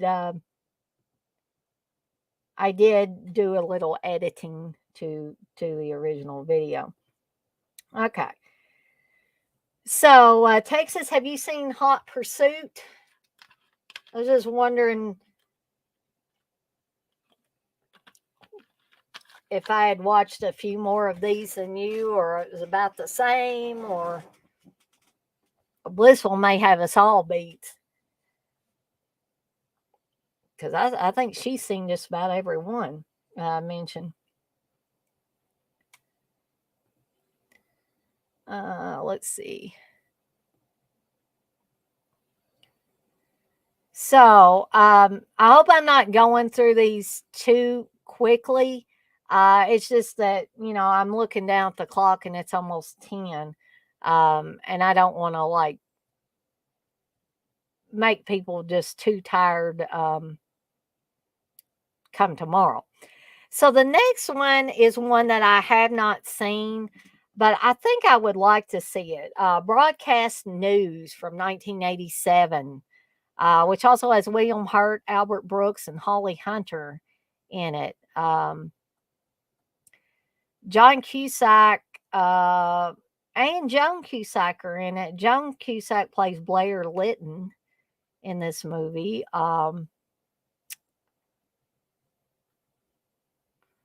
So I don't think John Cusack even got top billing in this. I think because there were so many other big names in this. Let's see who he did play in this. Do, do, do.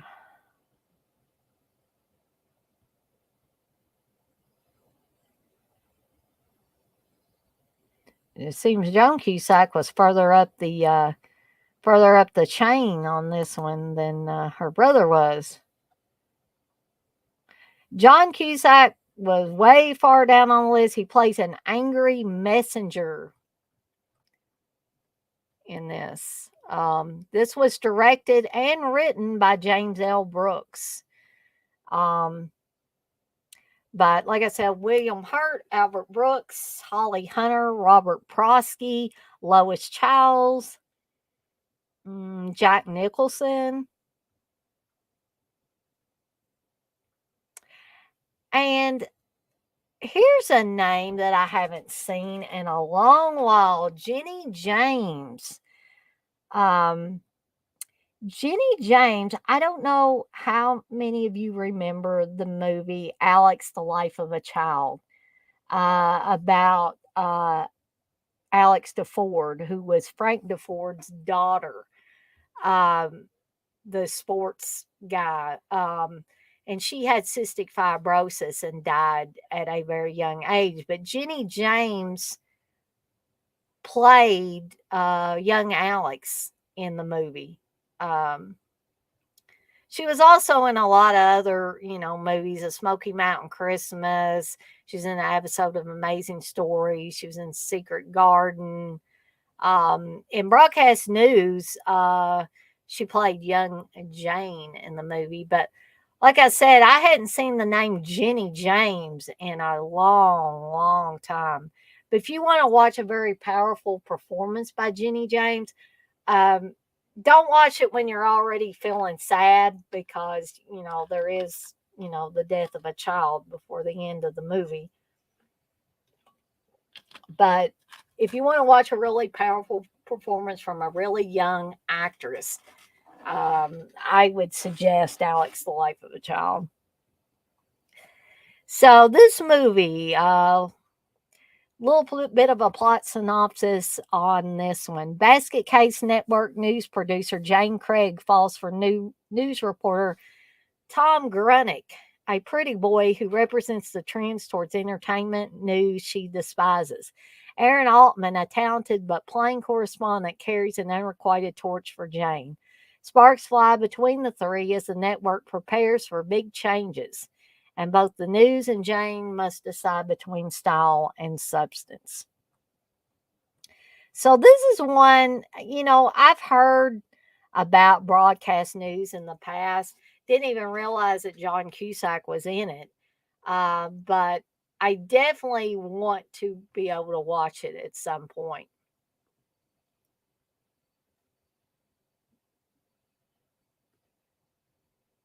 Texas, you say you have, but it's been a long time. Blissful, you say such a good movie. Rusha, you say you believe it's on YouTube for free. I'll have to check that out. Definitely.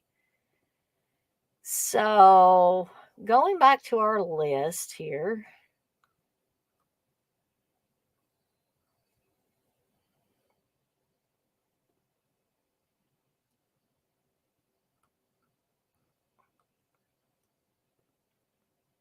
Let's see. Here we go. I realized when I was going through these lists that there are a lot of films that he was in that I have not seen, which brings us to Tape Heads from 1988. Now, I can't say that I've seen all this. I want to say I have, and I actually had a VHS of this. Um, and this stars John Cusack and Tim Robbins. Um, and a little bit of a plot synopsis on this. After being fired from their jobs as security guards, Josh and Ivan form Video Aces, a video production company. Using Josh's talent and Ivan's business savvy, they attempt to hit it big in the business while doing projects they want to do. Among those whose paths cross with theirs are Norman Mart, an extremely right wing presidential candidate, Samantha Gregory, a scheming music reporter, and Mo Fuzz, a producer willing to give them a chance or three if they'll work on spec. And so John Cusack plays Ivan, Tim Robbins plays Josh. Mary Crosby's also in this, Clu Gulager, Junior Walker. Susan Terrell is in this as Nikki Morton. Connie Stevens.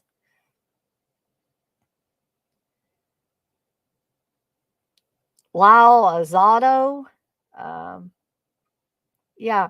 So I remember, even though it has been years since I watched this, I remember, I'm looking at the pictures here, and I do remember some of these scenes.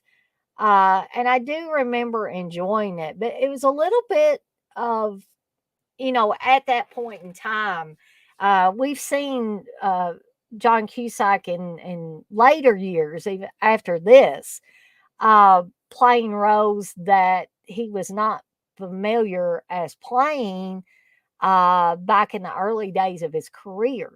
And I'm going to get to those as well. But this wasn't, I didn't feel like this character of Ivan was your standard John Cusack. If you had been following John Cusack's career up until then, um, although this was a fun movie, I don't, I still don't think it's standard John Cusack. But it doesn't mean that he didn't play that role extremely well, just like he does every role.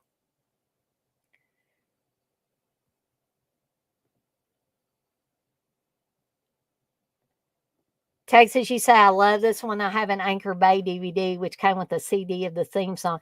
Now, Texas, I knew this had to be one that you would love. Basically, you're interested in the music industry. And I thought, I bet Texas has seen this one. Okay. So, moving right along to the next one here is Eight Men Out from 1988. This is one that I don't remember watching in any way, shape, or form. Um, but it looks, interesting enough just looking at this. John Cusack plays Buck Weaver in this. John Mahoney's in this. Michael Rooker, David Strathairn, Charlie Sheen, Michael Lerner. And what is this about? It's about baseball. A semi fictionalized account of the scandal surrounding the 1919 World Series, coined the Black Sox scandal, is presented. The Chicago White Sox, considered the cream of the crop and one of the best major league teams ever, has just won the American League pennant and are odds on favorites to win the World Series against the Reds. While team owner Charles A. Comiskey publicly crows about the superiority of the team he has assembled, especially in their cohesion, he is unaware that arguably the cohesion in the players' determination to win is matched only by their feeling of unappreciation by Comiskey, especially financially, as he screws them over time and time again on promises made. Sensing an opportunity, professional gamblers begin to fill out who they believe may be sympathetic Chicago players game a game and or series fixing scheme. Especially lucrative seen as to the disparity between the two teams, there ends up being 8 players in various degrees, from being the all-in negotiators between the gamblers and the players, to those somewhat unaware of what is happening, to those just in the know but remain silent. Things quickly go off the rails as each individual and group is looking out solely for his own interest. From the disparate groups of players to the gamblers to the scheme financiers to the team owners, Comiskey and others are as closely watching sports journalists can see that some of the Sox players are not playing as hard or as well as they can.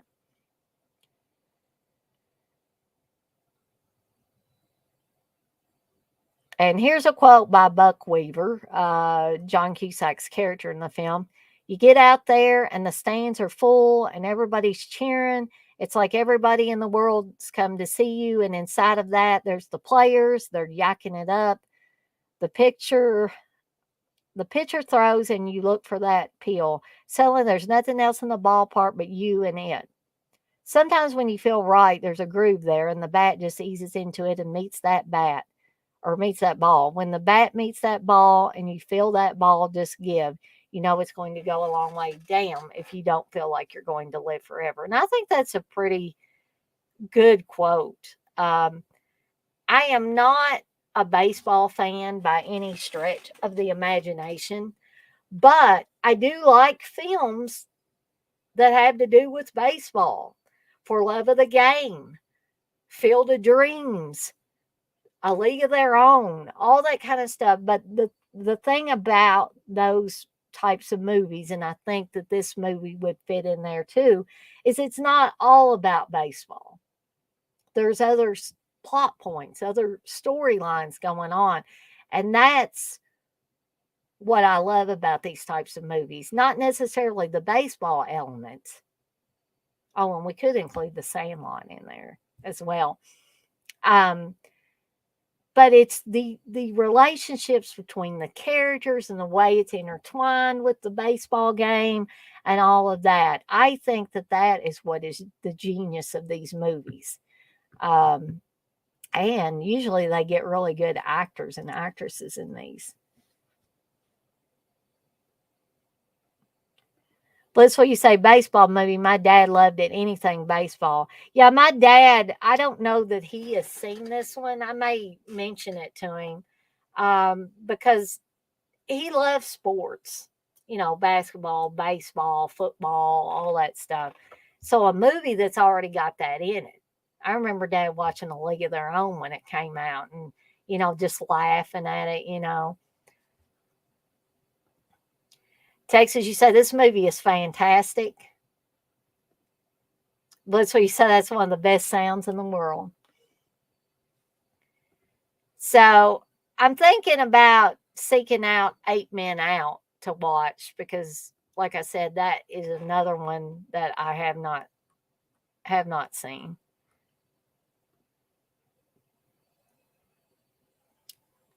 Okay, which brings us to 1989's Say Anything. And I love this quote. To know Lloyd Dobler is to love him. Diane Court is about to get to know Lloyd Dobler. This is absolutely one of the sweetest, most poignant love stories I have ever watched on screen. And you cannot talk me out of it. This is another movie with John Cusack that I will never turn down a chance to watch. And I mean, you will not talk me out of this. This movie is incredible. This movie is iconic.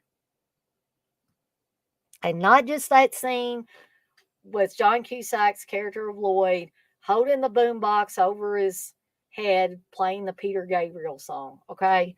That is iconic, but that's not the only iconic thing about this movie. Ione Skye plays Diane Court in this movie. John Mahoney's in this. Lily Taylor. Um, let's see. Jeremy Piven.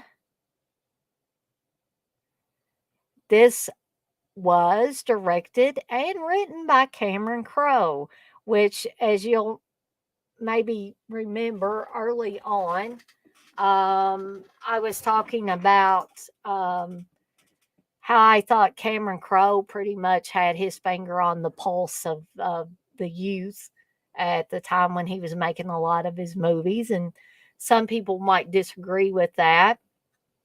Um, this picture I don't remember from the movie. I don't remember her, Ione Skye, having that dress on.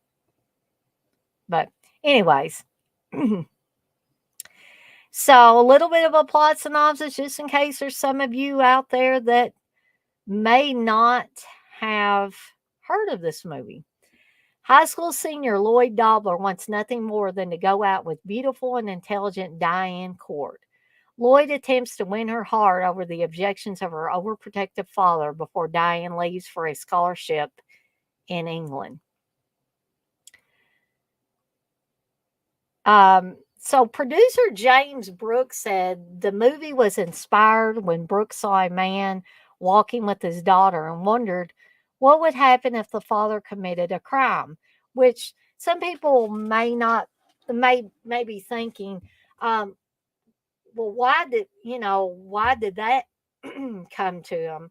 Because John Mahoney's character, who plays Diane's father, basically runs a nursing home, and he's, I think he gets in trouble for maybe tax evasion and for taking these old people's money, essentially. He's not portrayed as a bad man in the movie, I don't think, but he definitely did make a mistake.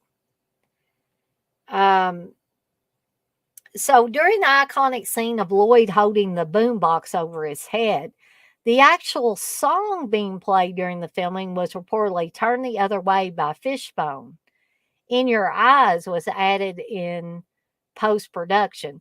I'd like to ask Texas about that. I'm not familiar with the other song that they mentioned, Turn the Other Way, but I would be almost willing to bet that Texas is. Um, and so, Texas, what do you think? Do you think the Peter Gabriel song is more appropriate, or would you have liked them to have used the Fishbone song?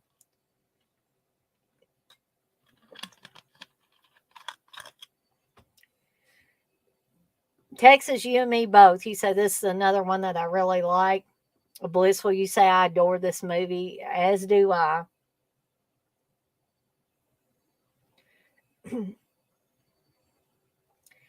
But so I remember the first time I watched this movie, and I just got so wrapped up in the story. It was almost as if it was happening to me. I could almost feel myself being enveloped by some of these characters. I saw a little bit of Diane Court in myself. Um, I saw a little bit of Lily Taylor in myself. Heck, I even saw a little bit of John Cusack's character of Lloyd in myself. I mean, there have all been moments where we're unsure of ourselves, or we're in a relationship with somebody and it almost seems too good to be true or not real, and you wonder if it's going to last, or am I going to wake up from this dream and this person's not going to be with me. It I think we all go through that at a young age, and so this movie just really, really resonated with me. And I think it's also important to note, in my case, I watched this one later in life, probably my early 20s, I'd say, by the time I saw Say Anything. So I didn't see it real young like I saw some of these other films. And so I think that is another reason that it probably resonated even more um, with me. Um, the scenes where Lloyd breaks down and when Diane breaks down are just so emotionally charged. You just almost want to reach through your television or whatever and give them a hug. I mean, it seems too real. But I think that that's why movies, Say Anything, and movies like Say Anything are so effective for an audience, is because you got the right actors at the right time period in their life to create these characters on screen. And the stars were in alignment, whatever you want to say, but it worked. It worked on so many levels. And I know I seem like I'm gushing about some of these John Cusack films. Um, and yeah, I am, just because I want to be able to share my love of these films. A lot of you guys that are in here tonight have already seen a lot of these, but I'm not only thinking about the people that are in here chatting and watching me as I blab about these movies, but I'm thinking about somebody that may not be in here while I'm live. They may see this, they may be looking up John Cusack or something, and my video shows up in the search results. And they think, hey, I want to check that out. And maybe I will get people interested about some of these movies they've never seen. Maybe I'll get a young person interested in these movies. It's a long shot, but maybe.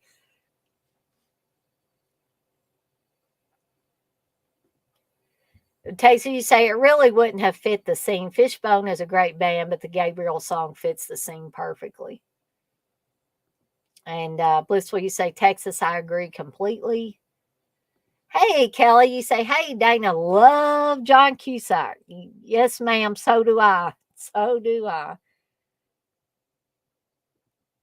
Yeah, Blissful, that brings up a very good point, especially when you're graduating.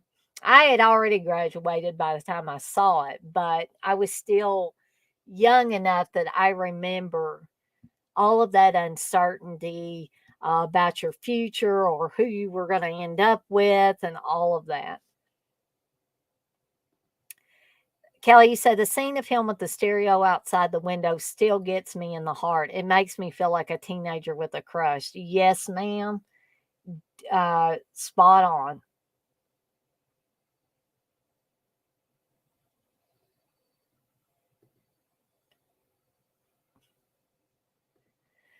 Kelly, you say I'm playing In Your Eyes at the wedding. It's on my must playlist. Oh, that is beautiful, Kelly. I love that. I love that idea.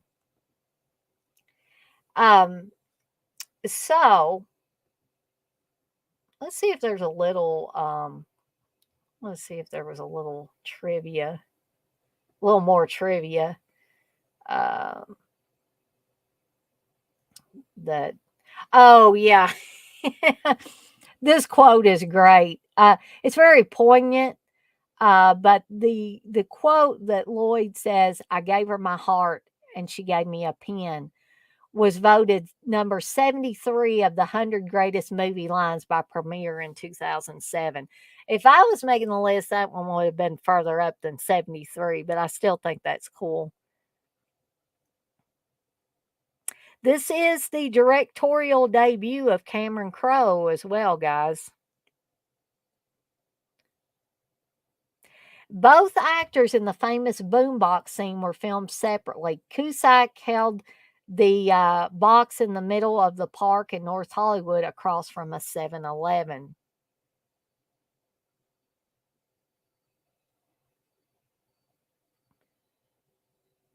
The dojo featured in this movie was also used in The Karate Kid in 1984.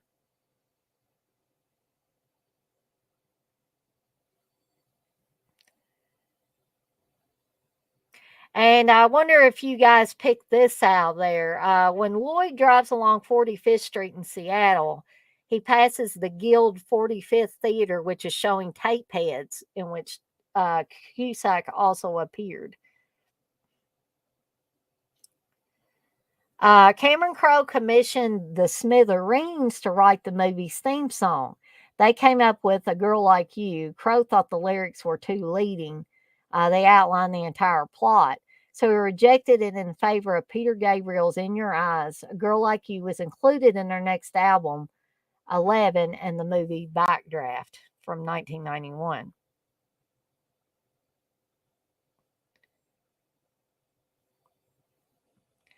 An unusual number of the actors in this movie are themselves the children of well known entertainment industry professionals. Ione Skye is the daughter of the Scottish pop singer Donovan. Pamela Adlon Rebecca is the daughter of TV writer Don Siegel. Jason Gould, Mike Cameron, is the son of singer Barbara Streisand and actor Elliot Gould. China Phillips, Mimi, is the daughter of John and Michelle Phillips of the 1960s group The Mamas and the Papas. Amy Brooks, DC, is a daughter of director, writer, and Say Anything producer James L. Brooks. Did you guys know? I bet Texas knew this. Ione Skye once dated Anthony Kiedis, lead singer of the Red Hot Chili Peppers, whose song Taste the Pain opens the movie.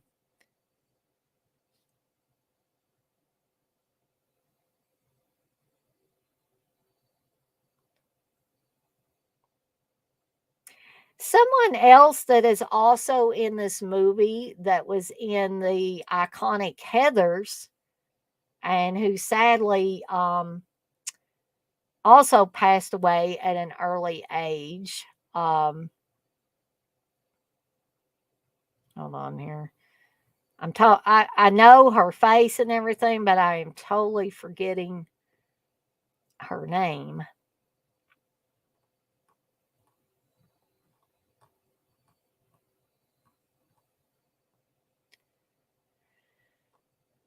And I think she has, like a small part in this, so she's not in the main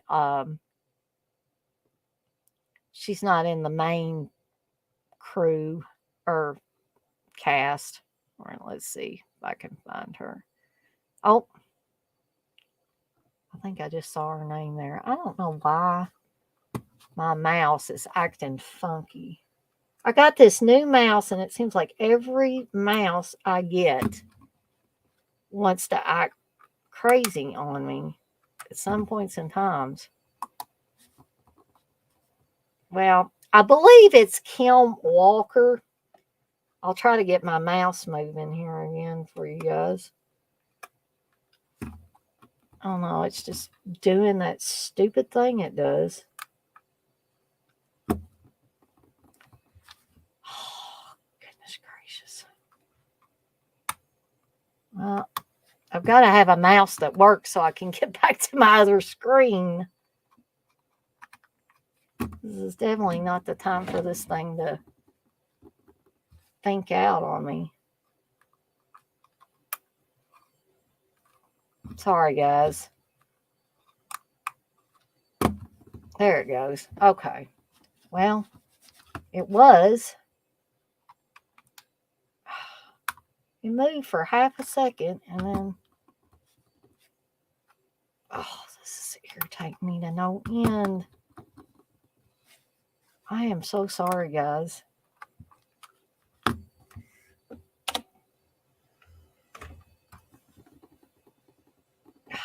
Well, what am I going to do with this thing? Jeez Louise. That's two mice that I bought, and they both start acting crazy. I don't know why I can't even get it to work on the.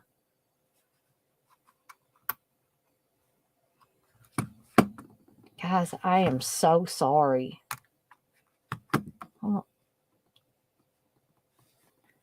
It keeps working for half a second and then just will not work.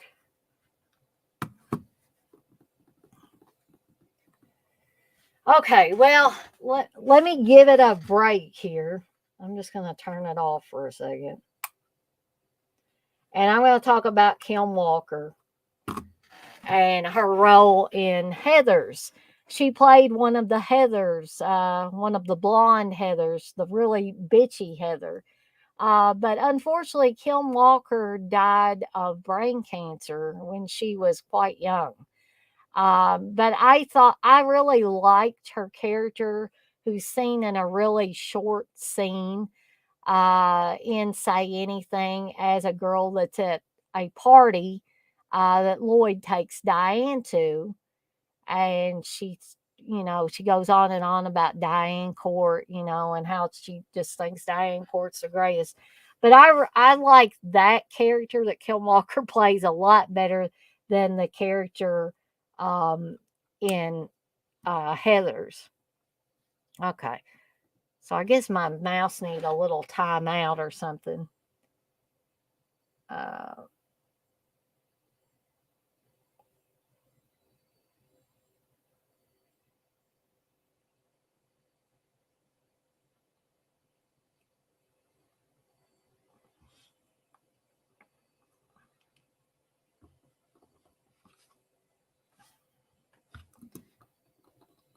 now, mouse is acting up again. Let me read some of y'all's chat messages here.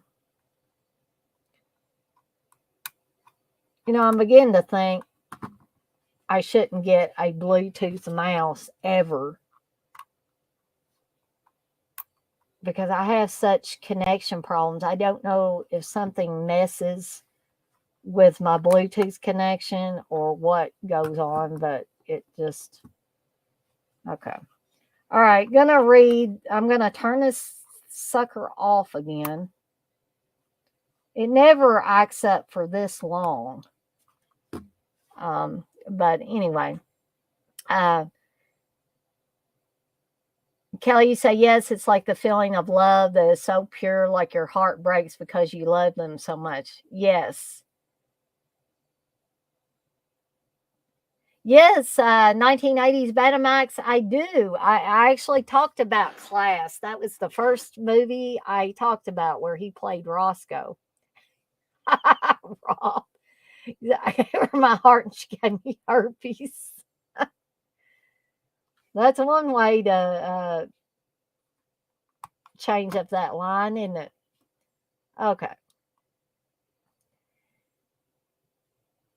Kelly, you say, and Lily Taylor is excellent in this. The angst and the sadness, and her wanting to have the power over her destiny. Her voice to Lloyd is so moving. Yes. Um, and actually, Lily Taylor and John Cusack were in another movie together that I'm going to talk about tonight if my mouse continues to cooperate with me. Blitz, will you say Donovan is one of the people who inspired me to start designing? Kelly, you say just for the record. He's not talking about me. Well, I would hope not, Kelly. Texas say she also dated Adam Horowitz of the Beastie Boys. Blissful, you say I've met Anthony and Flea a few times. What are they like, Blissful? I mean, I never was a big fan of the Red Hot Chili Peppers. There's only one of their videos that I can remember, and it was the one.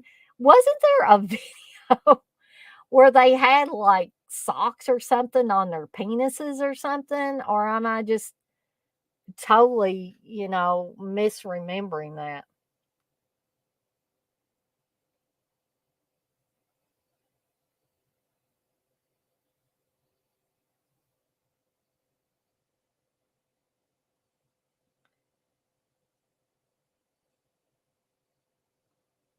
Yeah, I love Heathers too. Sometime I'll get around to talking about that movie as well. Blissful, you say I don't remember much of the 90s.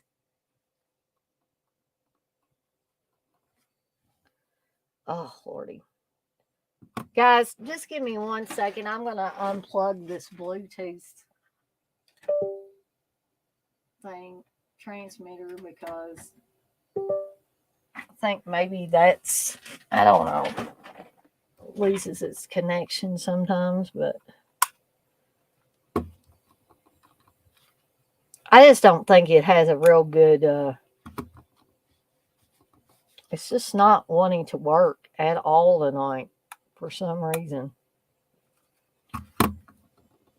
I may have made a bad mistake unplugging that transmitter because it's all of a sudden it's just not wanting to work at all. Which if it don't start working soon, I may have to put the last part of this on hold because I don't want you guys to have to wait while I'm fooling around with a stupid mouse.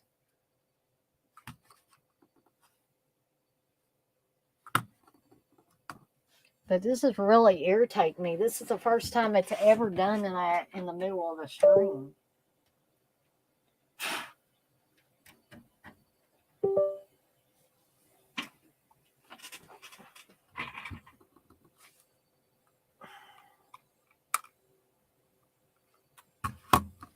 I can't even get it to move when it's just on the regular. It moves for just a half a second. Well, guys, I don't know. I don't think you guys want to wait around for this mouse to start working. I'm going to try one more thing with it. I didn't want to have to cut this thing short. But I don't know what is going on with this thing.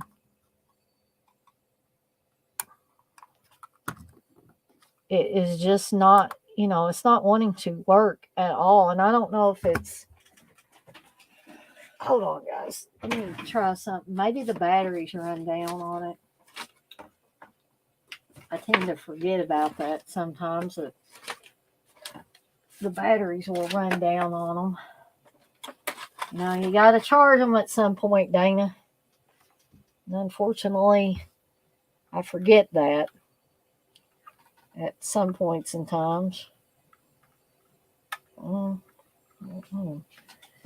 Oh, that's the other thing. I can never remember which cord goes. I got so many dang cords in here. I can't remember which cord goes with which mouse or keyboard or whatever. And I kind of jam all these suckers up in the... Well, that one fits. Let's see. Let's see if maybe that's the problem. It may be. Let me plug this sucker back in here. Thank y'all for bearing with me here.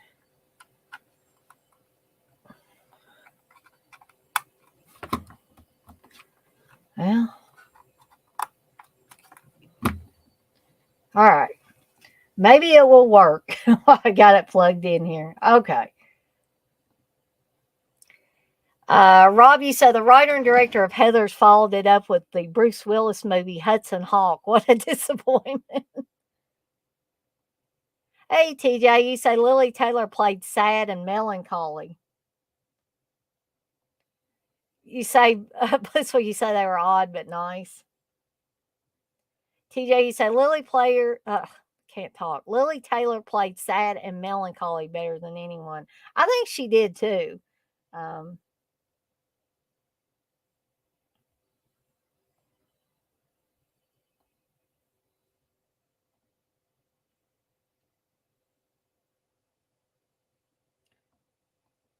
Kelly, you say Anthony is and was married to my friend's cousin. I was like, why is a chili pepper sitting at your Thanksgiving Day table in this picture?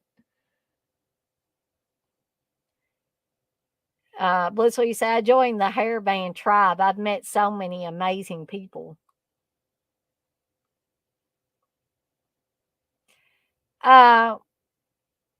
Yeah, I probably got one somewhere around here, Kelly. I'll plug him back up. But I think the battery was running down on this one, so I'm able to use it now, but I've got it plugged into the computer, charging it too. Yeah, I think that's essentially what I'm doing right now, Rob. I thought about it when I was looking at the mouse, and I was like, well, maybe it just needs charging. I saw that little charging port. That's what you say. More than once, my mom was very nice to them and then would take me in another room and ask, what the hell is wrong with you? Yeah, I could edit this part out, but I did edit the argument last night between me and Steve out of the the other video from last night. Uh,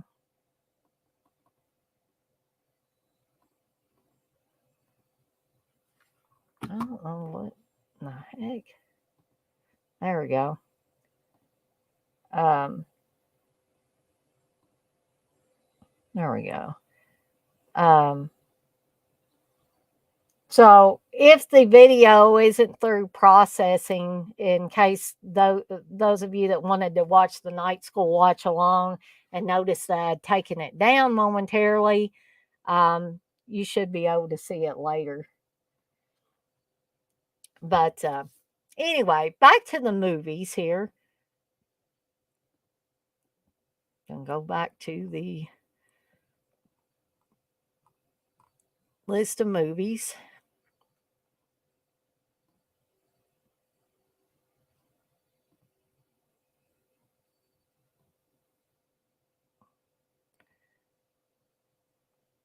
All right, which brings us to Fat Man and Little Boy from 1989, which sadly I have not seen this one either. Um, and John Cusack plays Michael Merriman in the movie. Bonnie Bedelia's in this, Dwight Schultz, Paul Newman, Laura Dern, John C. McGinley.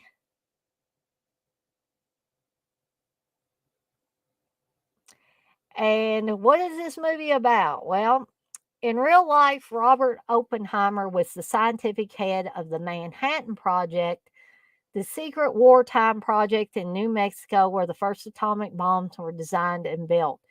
General Leslie Groves was in overall command of it. This film reenacts the project with an emphasis on their relationship. So if you like historical movies, if you like war movies, biographies, and dramas, you'll probably enjoy it, or be able to get something out of it.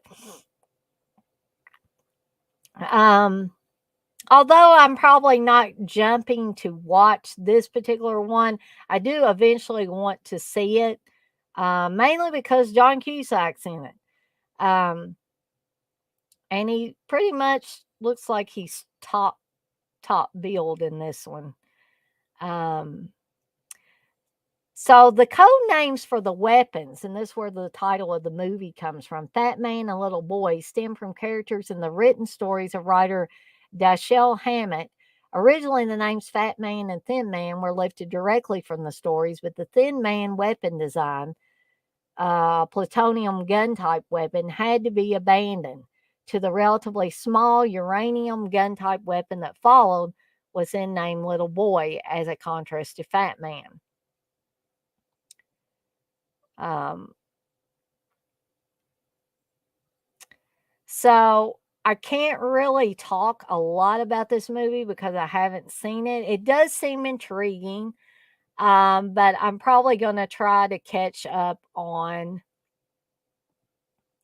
some of these other films of John Cusack's that I haven't seen.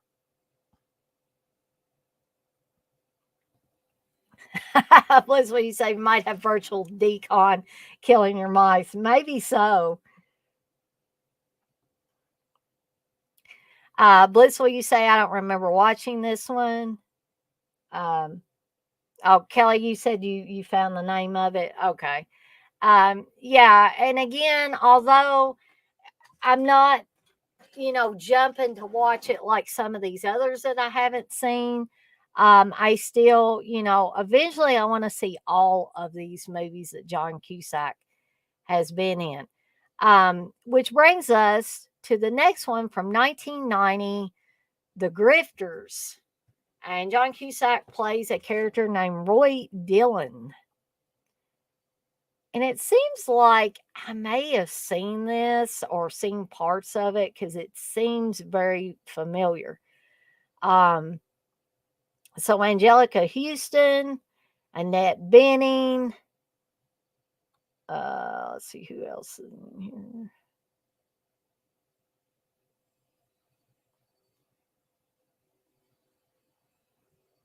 Lou Hancock's in this, Pat Hingle, and Yvette Solar, who was also, she plays a maid in this movie, but she was the one that was in Popcorn, the one that had the crush on Toby. Um, she played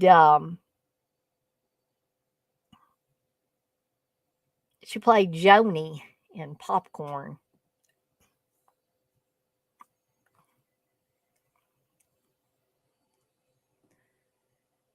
So, what is this movie about? You might ask. So, Lily works for a bookie placing bets to change the odds at the track. When her son is hospitalized after an unsuccessful con job and a resultant beating, she finds that even an absentee parent has feelings for her child. This causes her own job to go wrong as well. Each of them faces the downside of the grift.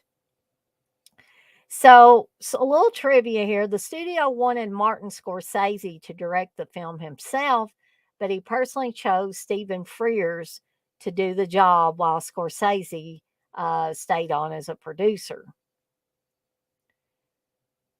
Um, in late 2013, Angelica Houston described this role as the most challenging one of her career. John Cusack was a big fan of the book and tried to option the rights when he was still in high school. Angelica Houston and John Cusack accepted much less than their usual fees just to be in this movie.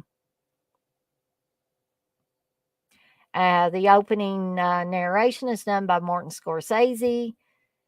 Annette Bening's performance is directly inspired by the iconic noir actress Gloria Graham. The actors who play the sailors are from John Cusack's New Crimes Theater group from Chicago. Some have misunderstood why Angelica Houston, only 15 years older than John Cusack, was cast as his mother.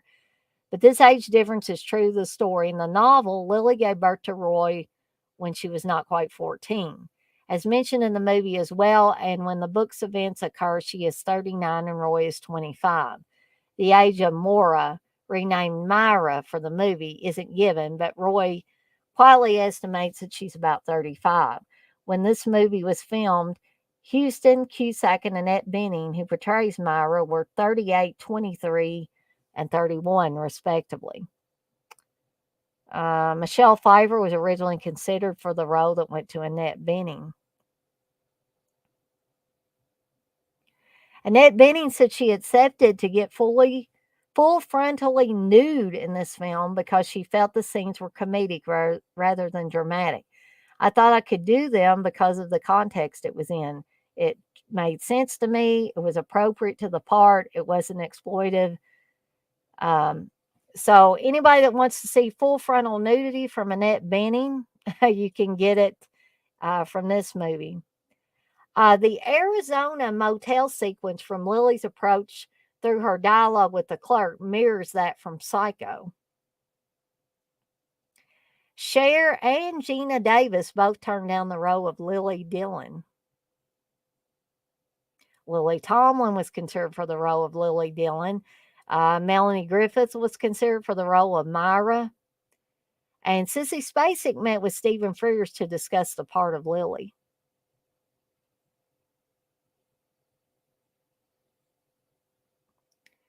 So, just a little trivia there for you about the Grifters.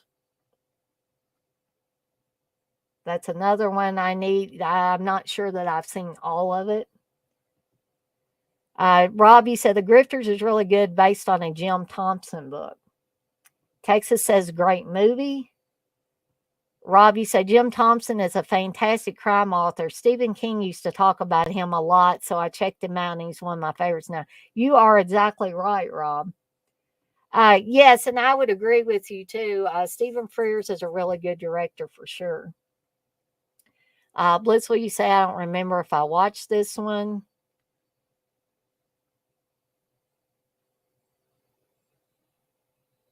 Rob, you highly recommend The Grifters if you haven't, especially if you haven't watched it.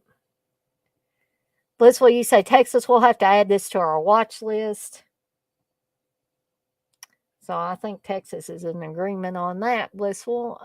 So let's go back to the list.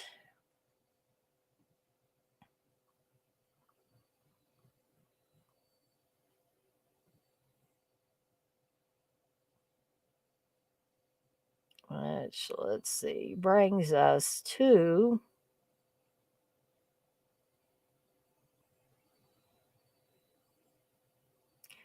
True Colors from 1991, where John Cusack plays Peter Burton. John Cusack and James Spader headline this movie. This is another one I don't believe that I have seen and probably need to. John Cusack, James Spader, Richard Widmark.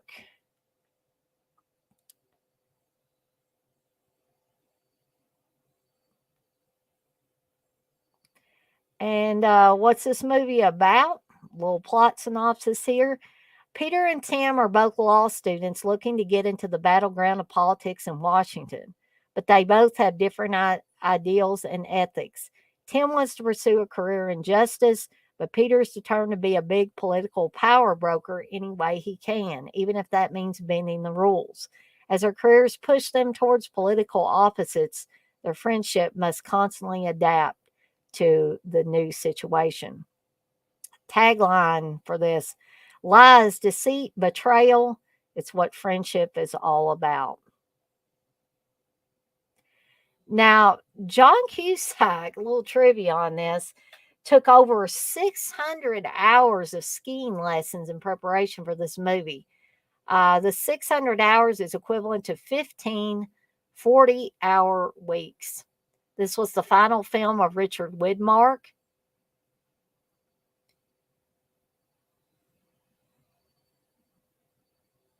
The credo of close friends Peter Burton and Tim Garrity was, we may not always get what we want, we may not always get what we need, just so as we don't get what we deserve.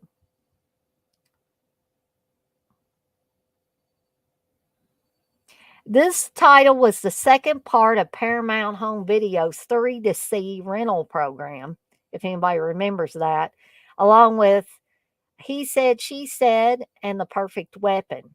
It was the second of the two titles in the program to release in August of 1991.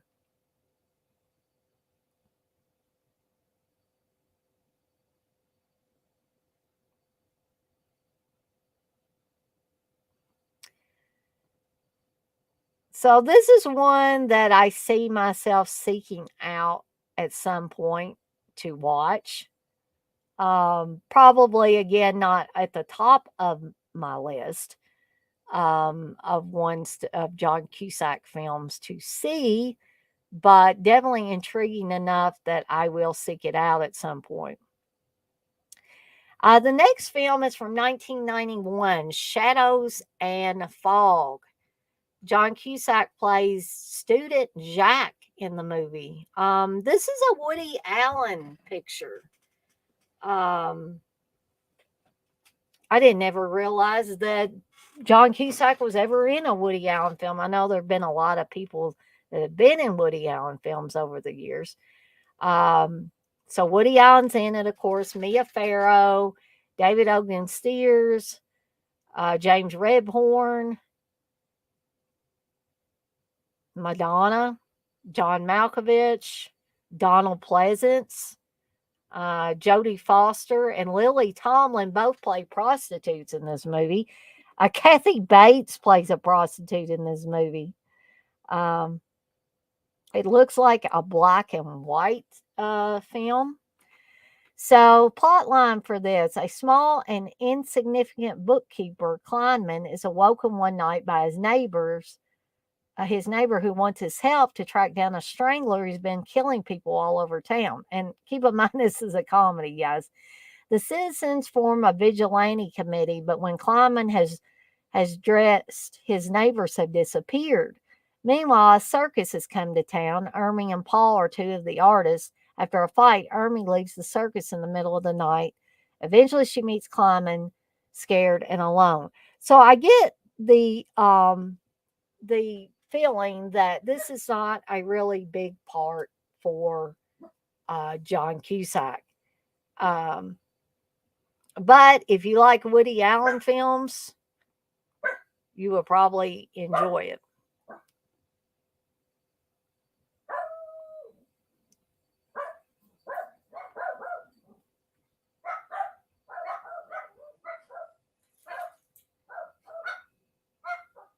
Kelly say, I haven't seen it. Um, Kelly say, James Spader makes me irrationally angry, so I usually don't watch his stuff. Um, Kelly, you say John Cusack has skied in a lot of movies. This one, Better Off Dead, Hot Tub Time Machine. I guess the ski lessons paid off. Rob, you say Cusack is also in Woody Allen's Bullets Over Broadway. I think, Liz, when you say Kelly, I feel the same way about him. I think James Spader makes a lot of people irrationally angry because of the characters he plays. Oh, yeah, you go fill away on those water bottles. Now, I don't think it's time for Steve to be home, but the dogs are barking like, somebody might be out there. They they're probably wondering why Steve is not here at night like he normally is. So, which brings us to the next movie, Roadside Prophets from 1992. John Cusack plays Caspar. Um, Now he is on the front of the movie. The scene that I'm looking at makes it seem like it's almost like a Easy Rider type of film. Um, so let's see who all is in this besides John Cusack. Arlo Guthrie is, and Timothy Leary. And I've never heard of Abe Wool, but he is the writer and director of this movie. So, plot synopsis for this one: bizarre and surreal road movie about a biker and his unlikely sidekick. On a quest to fulfill a friend's last wish, Joe takes to the desert road on his 1957 Harley Davidson and meets a succession of odd characters, including Sam. Sam begins following Joe on a request of his own, which necessitates staying in Motel 9s wherever they go.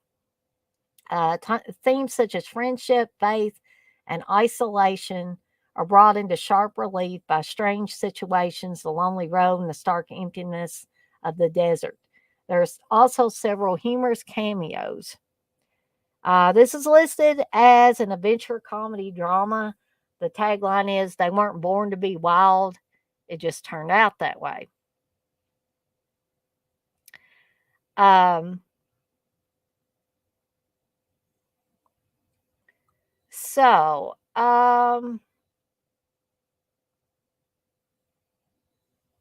let's see here. It looks like, like I said, that John Cusack is on the front cover of the movie or the poster of the movie, but he's a little bit further down on the list of actors and actresses in this, um, which doesn't matter. Um, it looks like Flea is in this, guys. As two Free Stooges. There are several people that I don't know if that's a band in here or what. David Carradine is also in this as Othello Jones. Lynn Shay as Celeste.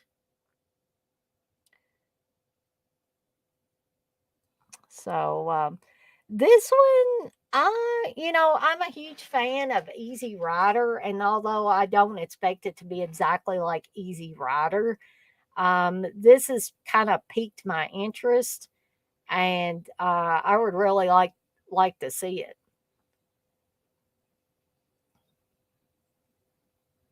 I don't know if any of you guys have seen that, Roadside Prophets, but feel free to express your love, hate, indifference, or whatever about this movie. Um, we got a few more movies to go through here, so I'm kind of moving through some of these quite quite quickly. Um, which brings us to the next movie from 1992, The Player. And evidently, John Cusack plays John Cusack in this movie. And believe it or not, Leah Ayres, who was in The Burning, as the main girl having to run the camp, Michelle, is in this, playing a character named Sandy. Tim Robbins, Whoopi Goldberg, Fred Ward, Peter Gallagher, Brian James, Vincent D'Onofrio, Cynthia Stevenson, Dean Stockwell, Lyle Lovett, um, Randall Batinkoff, Jeremy Piven, um, Robert Altman directed this. And again, you know, John Cusack is further down on the list. Gina Gershon is on this. Let's see who else is in here. Harry Belafonte, Sherry Belafonte, Karen Black, Gary Busey. And a lot of these people are playing themselves. Cher, Robert Carradine, James Coburn, Kathy Lee Crosby, John Cusack, Brad Davis is in this. It's probably one of Brad Davis's last movies, because sadly Brad Davis passed away from AIDS as well. Paul Dooley, Peter Falk, Louise Fletcher, Dennis Franz, Terry Garr, Lisa Givens, Scott Glenn, Jeff Goldblum, Elliot Gould, David Allen Greer, Buck Henry, Angelica Houston, Kathy Ireland. I mean, there's Malcolm McDowell, Andy McDowell, Sally Kirkland, Sally Kellerman, Martin Mull, Julia Roberts. I mean, I could go on, but I'll quit reading off all those names and let you guys decide for yourself if you want to watch this. So, plot synopsis for this one. Events in the life of a Hollywood studio executive unfold with the same unrealistic positive coincidences, ultimately culminating to a happy ending, much like the movie scripts with which he works day in and day out after he accidentally murders someone. So this is a comedy, crime, drama, thriller. So I'm intrigued. I want to watch this one, and I'm surprised that I never have seen it. So I just wonder if any of you guys um, have seen this one. Robbie said, "Man, I saw that forever ago. I don't remember it though." You said we watched that on the Criterion Channel a few months ago. It's a fun Hollywood insider movie. Cusack just plays himself at a lunch table, if I remember correctly. Tim Robbins plays an agent, and so he says hello to a lot of famous people when he sees them. Yeah, it's more of a cameo than really being in it. Kelly said, I was surprised to learn how many movies Lyle Lovett is in. Robbie said it's a bit of a slow burn and not for everyone, but I like it for sure. I'm going to have to take a gander at it at some point. Let's see, which brings us to the next one, also from 1992, Map of the Human Heart. And John Cusack plays the map maker. This is definitely one I have not seen. So let's have a little bit of a plot synopsis for this one. Fantastic improbabilities, happenstance, and undying bridge of love are part of this romantic fantasy about an Inuit who crosses years, oceans, and the ravages of World War II to find his childhood love, a Métis girl, but finds that their cultures are the most difficult spaces to gap.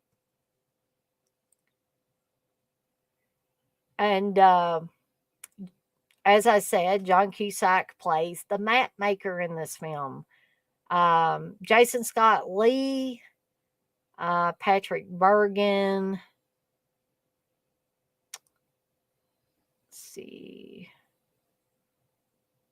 A lot of these names I'm not familiar with. The director of this is Vincent Ward. This one seems interesting to me. It's not one that I'm going to jump right out there and see, but I would like to check it out at some point. Here's a little more to the plot synopsis. Arctic, 1965. Avik tells his story. Starting 1931, a mapmaker flies Avik, then a preteen Eskimo boy with TB, to a hospital in Montreal where he meets Albertine. They meet again when Avik joins World War II in the UK.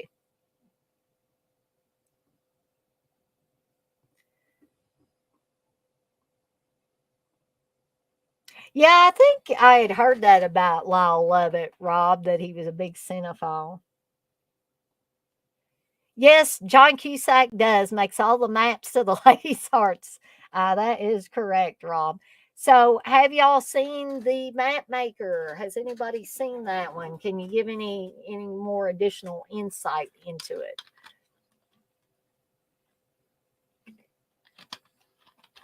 So, y'all keep chatting away.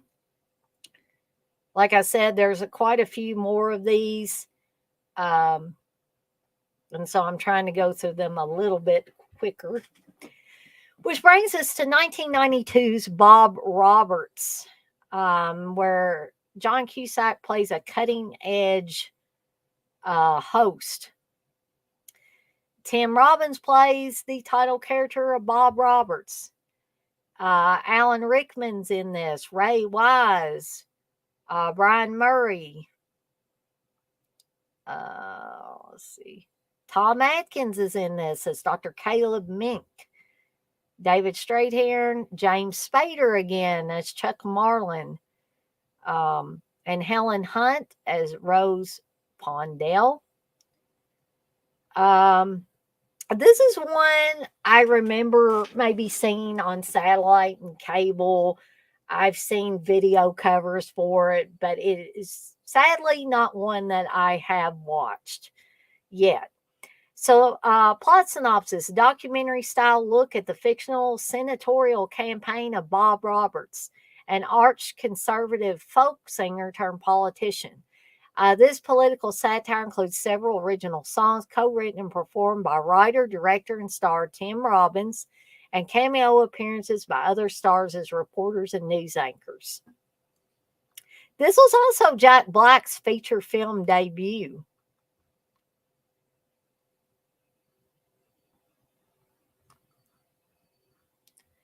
So this again would be one that I would want to watch at some point, just have not yet gotten around to it. Which brings us to 1993's Money for Nothing, where John Cusack plays Joey Coyle. And he's right on the poster there. So he plays the main character in this. Michael Madsen's on this. Benicio del Toro, Michael Rappaport. Who else is in this? Philip Seymour Hoffman, another one who sadly passed away too soon. And plot synopsis for this: when unemployed dock worker Joey Coyle finds $1.2 million that fell off an armored car, he decides to do the logical thing, take the money and run. After all, he says, finders keepers. He turns to his ex girlfriend, Monica, who works in an investment firm, for advice before turning to the mob for help laundering the money. While Joey makes plans to leave the country, however, a detective is following his ever warmer trail in order to recover the cash. Tagline for this movie: there were a million reasons to give the money back, but Joey Cole couldn't think of one. Um, this is yet another one. Sorry for the dogs barking in the background. This is another one that I don't think I've ever heard of, but just the plot synopsis and looking at the poster for this and seeing John Cusack's face on there, I definitely want to seek it out at some point.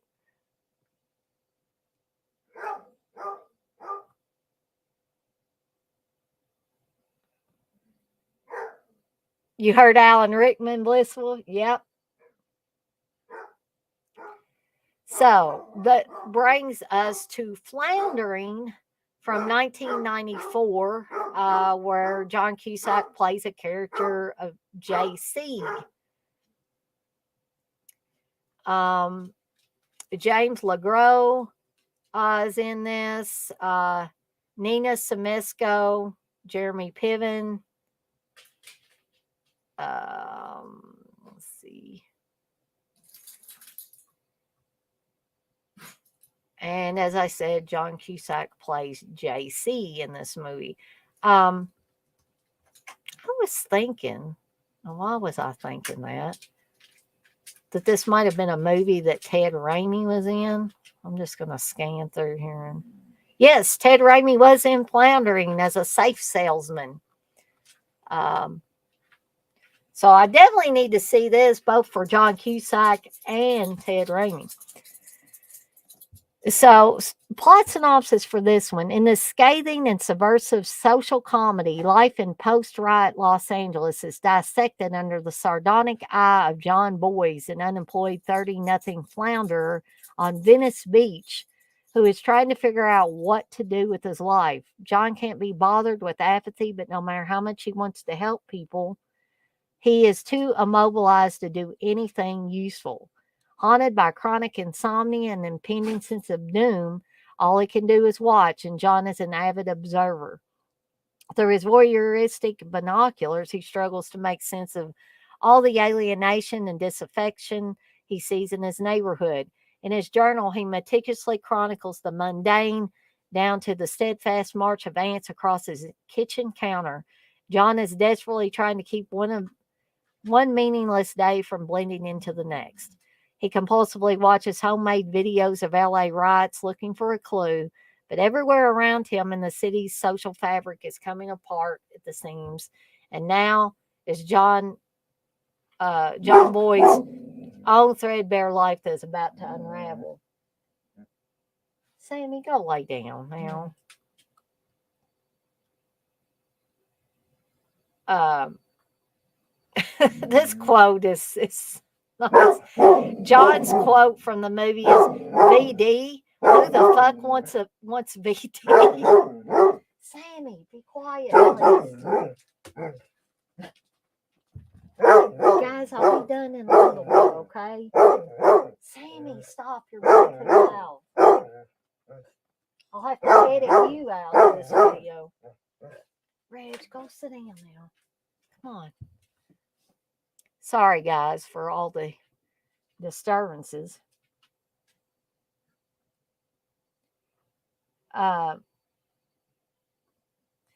Bliss, what you say, Texas, everything from the 90s we have to add to the watch list. And Texas says we can, definitely. So Floundering's another one I would like to see at some point. Which brings us to Bullets Over Broadway, which is the other Woody Allen film that John Cusack was in. Again, Woody Allen was a director, and the writer was Woody Allen and Douglas McGrath. Diane Wiest is in this. Jennifer Tilly, Mary Louise Parker, Jack Warden, Rob Reiner, Tracy Ullman, Stacey Nelkin from Halloween 3.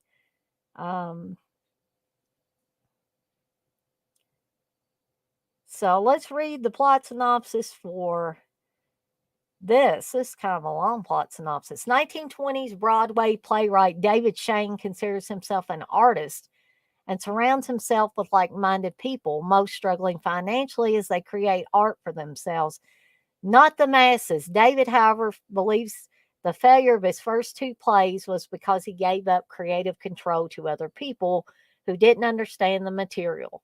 As such, he wants to direct his just completed third play, God of Our Fathers, insider scuttlebutt being that it may very well make David the toast of Broadway.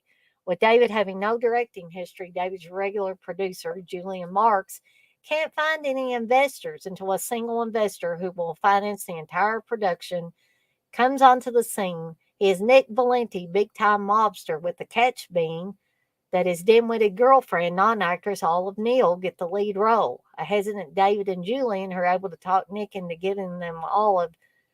them giving Olive one of the two female supporting roles, instead go along with the scheme, hoping that the other three actors hired will be able to make up for any deficiencies posed by Olive.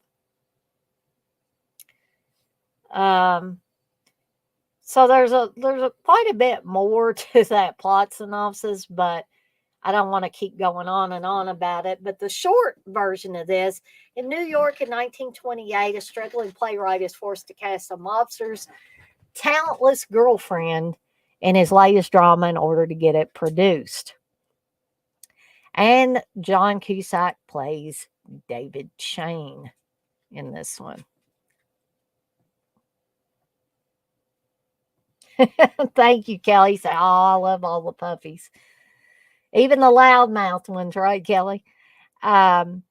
Which brings us to The Road to Wellville, which sadly I have never seen. This is one I've heard of, but never seen. John Cusack plays Charles Ossining, I believe. So Anthony Hopkins, Bridget Fonda, Matthew Broderick, Michael Lerner, Dana Carvey, Lara Flynn Boyle.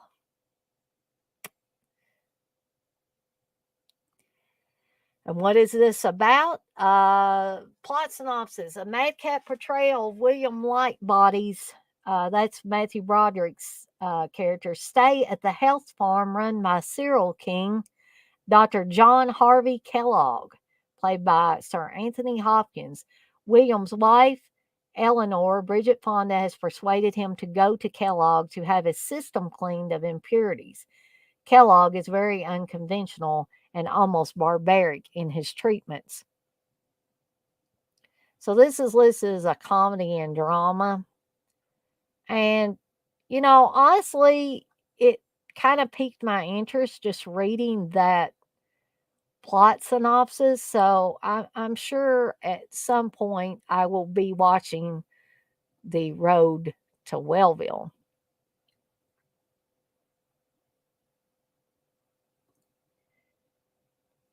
Kelly, you say such a good one. It's really funny. Solving women's hysteria with the use of dildos. Robbie said directed by Alan Parker, who did The Wall, Midnight Express, Angel Heart, etc. Awesome. Which Midnight Express has Brad Davis in it. I love Brad Davis. He was also in Sybil, playing the love interest, the tragic love interest at some point. Okay, which brings us to 1996's City Hall, where John Cusack plays Deputy Mayor Kevin Calhoun. This is another one that I've heard of but never seen. And we have Al Pacino, John Cusack, Bridget Fonda, Danny Aiello, Martin Landau, Anthony Franciosa, who many of you Argento fans will know from Tenebrae.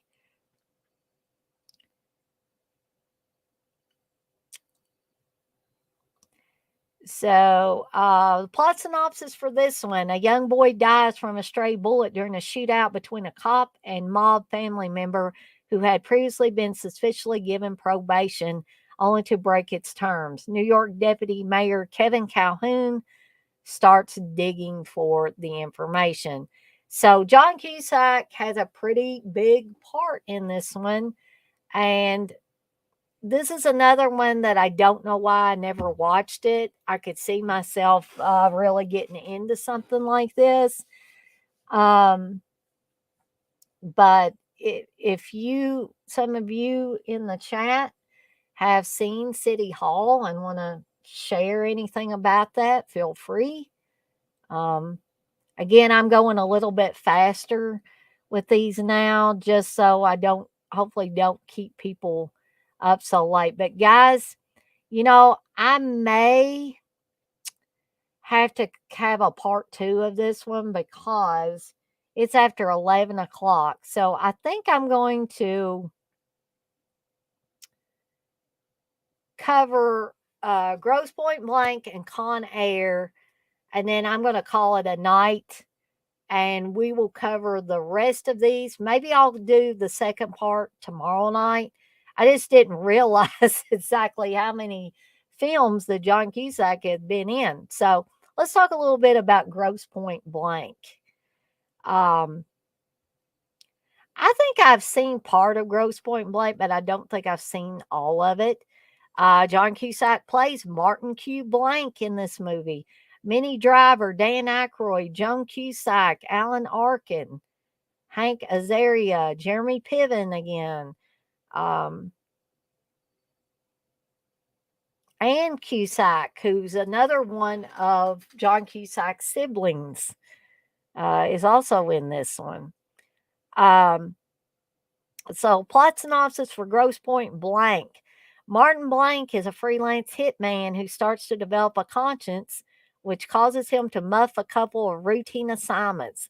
On the advice of his secretary and his psychiatrist, he attends his 10th year high school reunion in Grosse Point, Michigan, a Detroit suburb where he's also contracted to kill someone. Hot on his tail are a couple of overenthusiastic federal agents, another assassin who wants to kill him, and a grocer, an assassin who wants to join as an assassins union. Um, so this one's an action, comedy, crime, romance, and thriller all in one. So this one's piqued my interest too. Again, I think I saw part of it at one time, but I have not seen it all. Um, but yeah, I need to pull this one out of the cobwebs and definitely watch all of it. Which brings us to the final movie that we're going to talk about tonight. And that is Con Air, which is a movie I have seen, but it has been many, many moons. But I remember it being a really good film, really good action type of movie. So good old Nick Cage is in this as Cameron Poe. John Cusack plays Agent Vince Larkin. We also have John Malkovich, um, my Kelty Williamson. I'm probably massacring his name. I know who that guy is. Just have a hard time pronouncing his name. Ving Rhames, Dave Chappelle, Steve Buscemi, Danny Trejo, Monica Potter. Plot synopsis in case somebody's watching this and doesn't know. Cameron Poe, a highly decorated Army Ranger, comes home to Alabama to his wife Tricia, only to run into a few drunken regulars at the bar where she works. Cameron accidentally kills one of the drunks and is sent to a federal penitentiary for involuntary manslaughter for 7 years. He becomes eligible for parole and can now go home to his wife and daughter. Unfortunately, Cameron has to share a prison airplane with some of the country's most dangerous criminals who take control of the plane and are now planning to escape the country. Cameron has to find a way to stop them while playing along. Meanwhile, United States Marshal Vince Larkin is trying to help Cameron get free and stop the criminals led by Cyrus the Virus Grissom. So yeah, I want to go back and watch this one because, like I said, I remember it being a good movie. I'm wanting to say this may have been one my family rented, probably one my dad rented, I'm sure. Um, but yeah, I definitely want to go back and revisit it. I feel like it's one I can recommend to people that haven't seen it. Um, Rob, you say Cusack has a writing credit on Grosse Point. Texas, you say I love Grosse Point Blank. Texas, you say he pretty much picked out the soundtrack. Yeah, I was going to ask about that. I figure you would really like this because it's supposed to take place in your home state, Rob. You say Grosse Point is about 20 miles from here too, so not too far. So, guys, we're gonna pick it back up. Like I said, I probably, as long as I feel okay and everything, probably will pick it back up tomorrow night, starting at 8 p.m. Eastern time, and we'll start with Chicago Cab, which is another one I haven't seen, and take us all the way to Pursuit, which came out just last year. So, guys, I want to thank all of you for being in here with me tonight while I went on for over 3 hours about just only about half of the John Cusack movies. But look for me to return tomorrow, more than likely, tomorrow night at 8 p.m. Eastern Time for the second half of the For Love of John Cusack stream. And with that being said, I'm going to skedaddle on out of here for the night, and I will see everyone on the flip side. Y'all have a good night now.